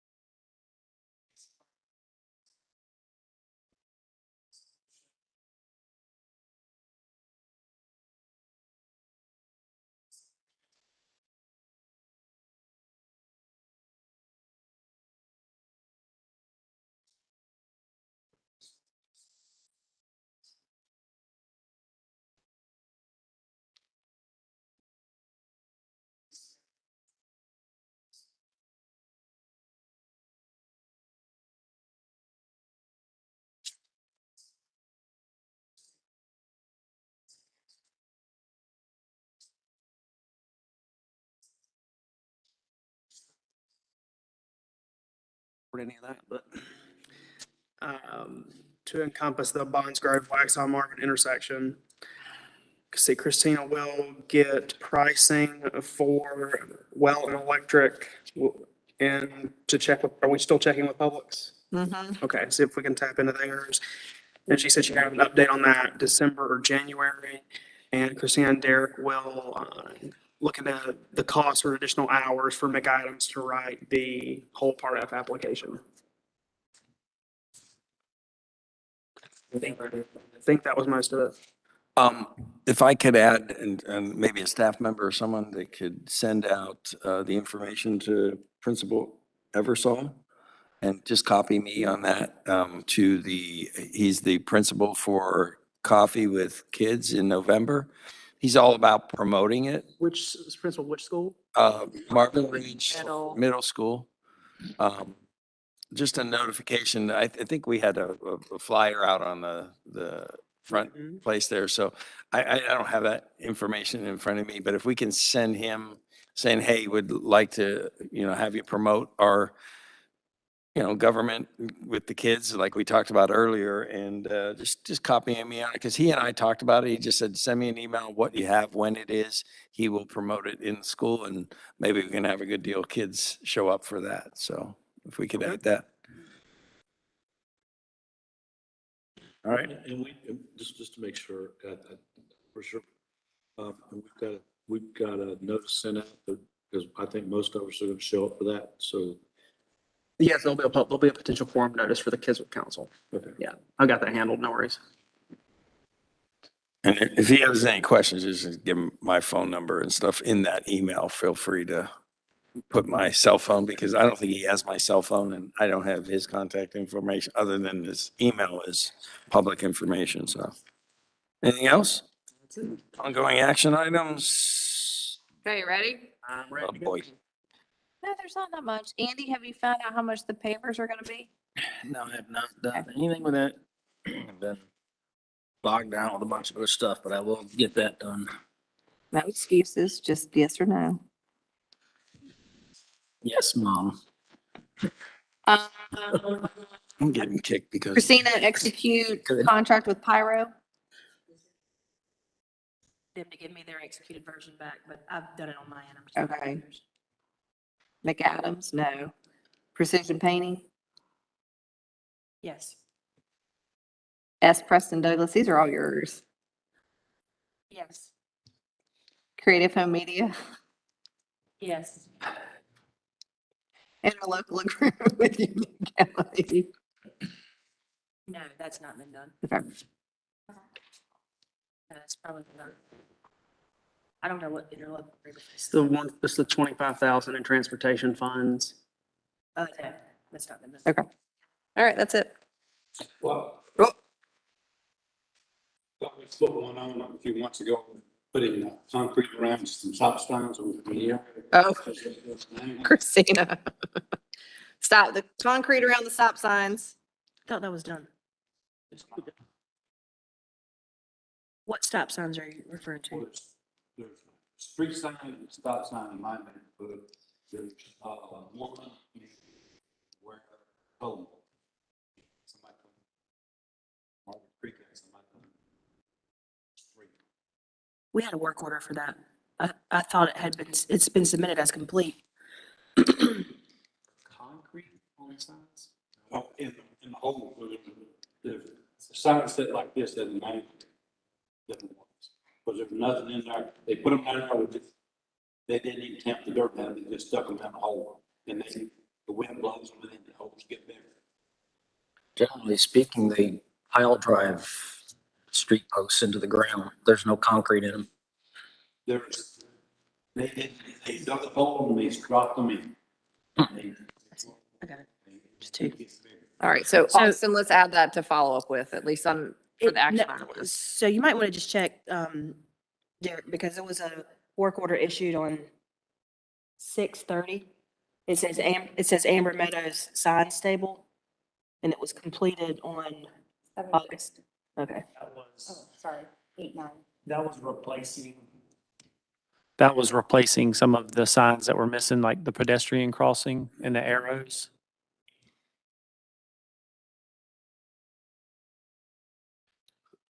I don't know. I had to pull that work order. Who's responsible for the sign? Many months ago, I asked to get the sign Cleaned. cleaned. Oh, yeah, that should be on the list too, because I haven't been done yet. But if that's not been, if, It hasn't. I know, I know it hasn't, but every time I go by it, I look at it. And I look at it, and I don't know if it's just because it's just old. Who's responsible for putting, who wanted a new sign to go in there? NCDOT, and it's. Yeah, but we pay for it. It's, Well, I if it's a DOT sign on a DOT road, NCDOT is responsible for the maintenance of those signs.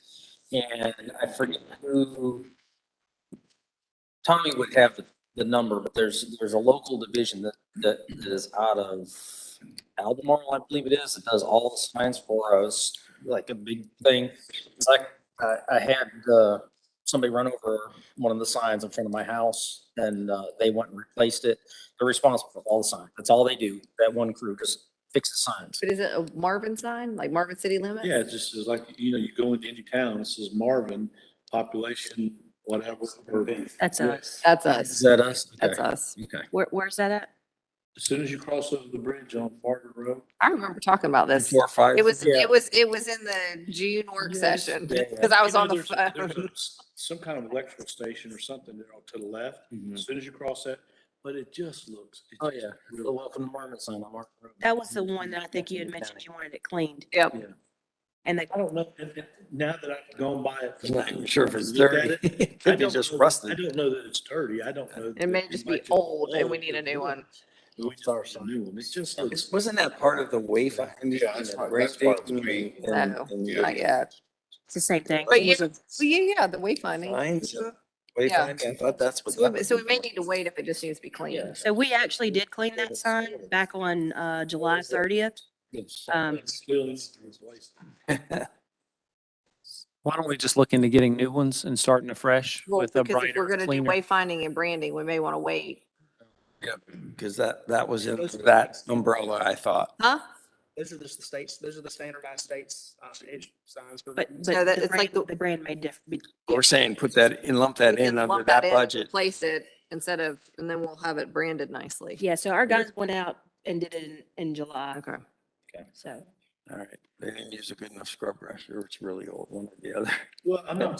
Jamie's gonna go out there and go, More times I go by it. it makes- Shine it. because it's just an old sign. He's got plenty of practice. All right, anything else? Mm-mm. Council comments, who wants to go first? Andy does. Andy. Well, I just, I want to thank Heather Shapiro for coming in this morning with her proposal on getting kids involved through the schools with local government. I think it's very important that, kids learn early so that they, understand the responsibility that they have for their community as they get older. And, yeah, as usual, I want to thank staff because you guys do a whole lot every day, trying to keep up with all of the stuff that we assign and keeping us all straight. Thanks to law enforcement for all they do. And thanks to council, for all of the extras that all of us all do on a regular basis. All right, Bob? Again, thanking the staff for the great job as well as especially Derek in the case of this upcoming storm. Spending the extra effort, time and putting the sandbags out there and protecting the new town hall. So thank you, Derek. Appreciate it. You grew. Wayne? As I said earlier, one of our members that wanted to be on one of the committees told me how nice the staff was, how efficient they were getting the information he needed. So make sure you know that you appreciate it. Jamie? I think everyone kind of covered. So staff does a great job and it's a delight to come in here. I enjoy coming in and doing the council office. It's sitting there for us to use and catch up on our email and do the interviews and stuff like that. You'll be getting a bill for that. Trying to rent this space out. But it is a delight to come in and spend time with staff and they do a great job. And so, and it is nice to see that we are getting more people into Coffee with Council because it started out to be, the numbers were 0 and 1. And many times, 0 and 0. yeah, and many times I've won the bet with Austin and he's never caught up. But I mean, it's at least a challenge now. I But, mean, when your boss always gets the first shot. And look, and really look forward to the town hall meeting. I'm excited to get that and hopefully get the signs and stuff put out because again, going through the interviews, I just heard nothing but a lot of, and talking to people like excited about the stuff that we've accomplished and we've done and staff has done. You know, let's just keep it going because we have accomplished a lot of great things and we should be proud of what we do, which we've done. So thanks to everyone. Kim? Yes, ditto what everyone has said. And I really want to, I know that Bob thanked Derek and crew for prepping the outside, but also to his crew for building the community board out front. It looks amazing. I'm not gonna lie, I came in here complaining when it was not painted and I was like, oh my God, it's gonna be terrible right there. It looks amazing. I was wrong. I was wrong. It looks amazing. Check. 1, 2, 1, 2. I was wrong. Keep replaying that. But it looks amazing and just great job. Appreciate that. Appreciate, all the extra work that's gone in just to prep the building in such a short amount of time for this storm. So. Just as a follow-up, Austin did a great job getting a prototype schematic of what he wanted out there to the guys. And if you see them, thank them for, they did some backbreaking work with the riprap and the sandbags. Yeah. To get prepared for Yep. whatever They may were happen. working on lighting too. Were they doing lighting out there? I thought I saw them dealing with some lighting. Probably just moving the wire out of the way. Okay. Anything else? Nope. All right. I'd like to thank staff as well. Obviously, you guys do always there for us when we need you and for residents, which is even more important that they're recognizing it. So thank you for that. Also, thanks to the presenters, the Reverend and Kathy, for coming out, talking about the bond, getting a little more clarity on that, and with Heather as well. Even the Boy Scout, I'd like to thank with his idea, Coffee with Council. What's his name? Elliot. Elliot. Thank you, Elliot. I was just watching with my kid yesterday, Shark Tank, and there was this 15-year-old that was as sharp as a whip, and he was talking about stuff in business that I hadn't even learned yet. So it's just amazing to see some of these kids with their ideas and what they have and stuff. So that's good. Also, special prayers for those in the Florida area that are facing the flooding, and hopefully they heeded the government's warnings to evacuate, and you just never know where it's going to get hit. So obviously Tampa seemed like they did a decent job, but then it took a turn. But and also for prayers for the East Coast beaches, Georgia, South Carolina, and North Carolina. And I could say, as Kim had mentioned, we are under a tropical storm warning right now. Locally, we're looking at 20 to 30 mile per hour sustained winds and 60 mile per hour gusts. So that's pretty severe, especially when you have a lot of rain. The trees and stuff, 4 to 8 inches of rain we're looking at. And to Kim's point again, plan for your outages, whether it's charging up your phones, that sort of stuff. And feel free to call if you have any concerns or issues in our town. And with that, I'll need a motion. Yes, sir. Oh, God, I hope so. We got a mortgage, so yeah.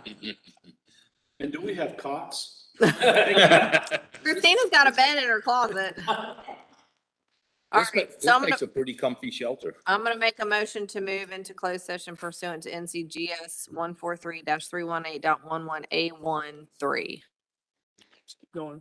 All those in favor? Aye. Oh, to prevent the disclosure of confidential information and to consult with the attorney employed or retained by the public body. All's in favor? Aye. Sorry. Motion passes. Thank you.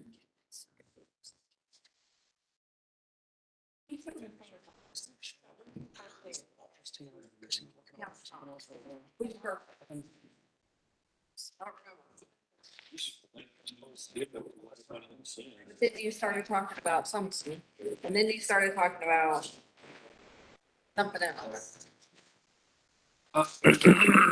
Stick in the roundabouts or over by Publix. Just getting comments. How it's considered. It's just a ground, Marvin. We're just taking one call down for the thing.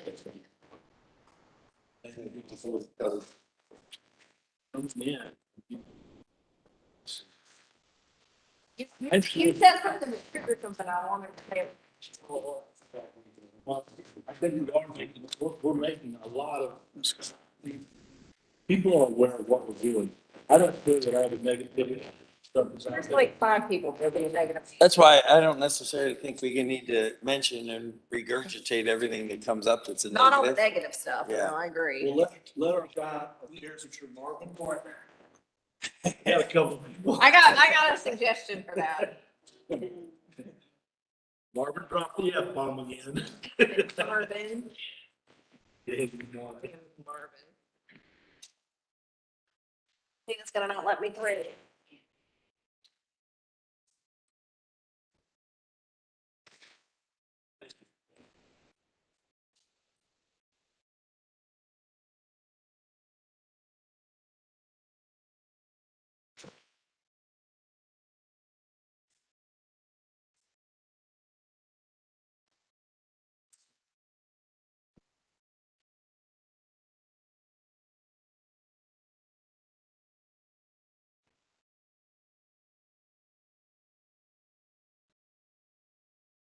Yeah, that board is really good.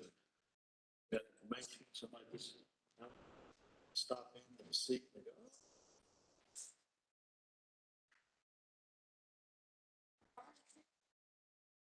"Oh." Something up there. Trail maps and bat info, You know what, we should, bat beware.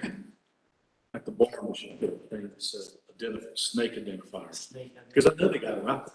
We should send that out to everyone. Tommy just said the other.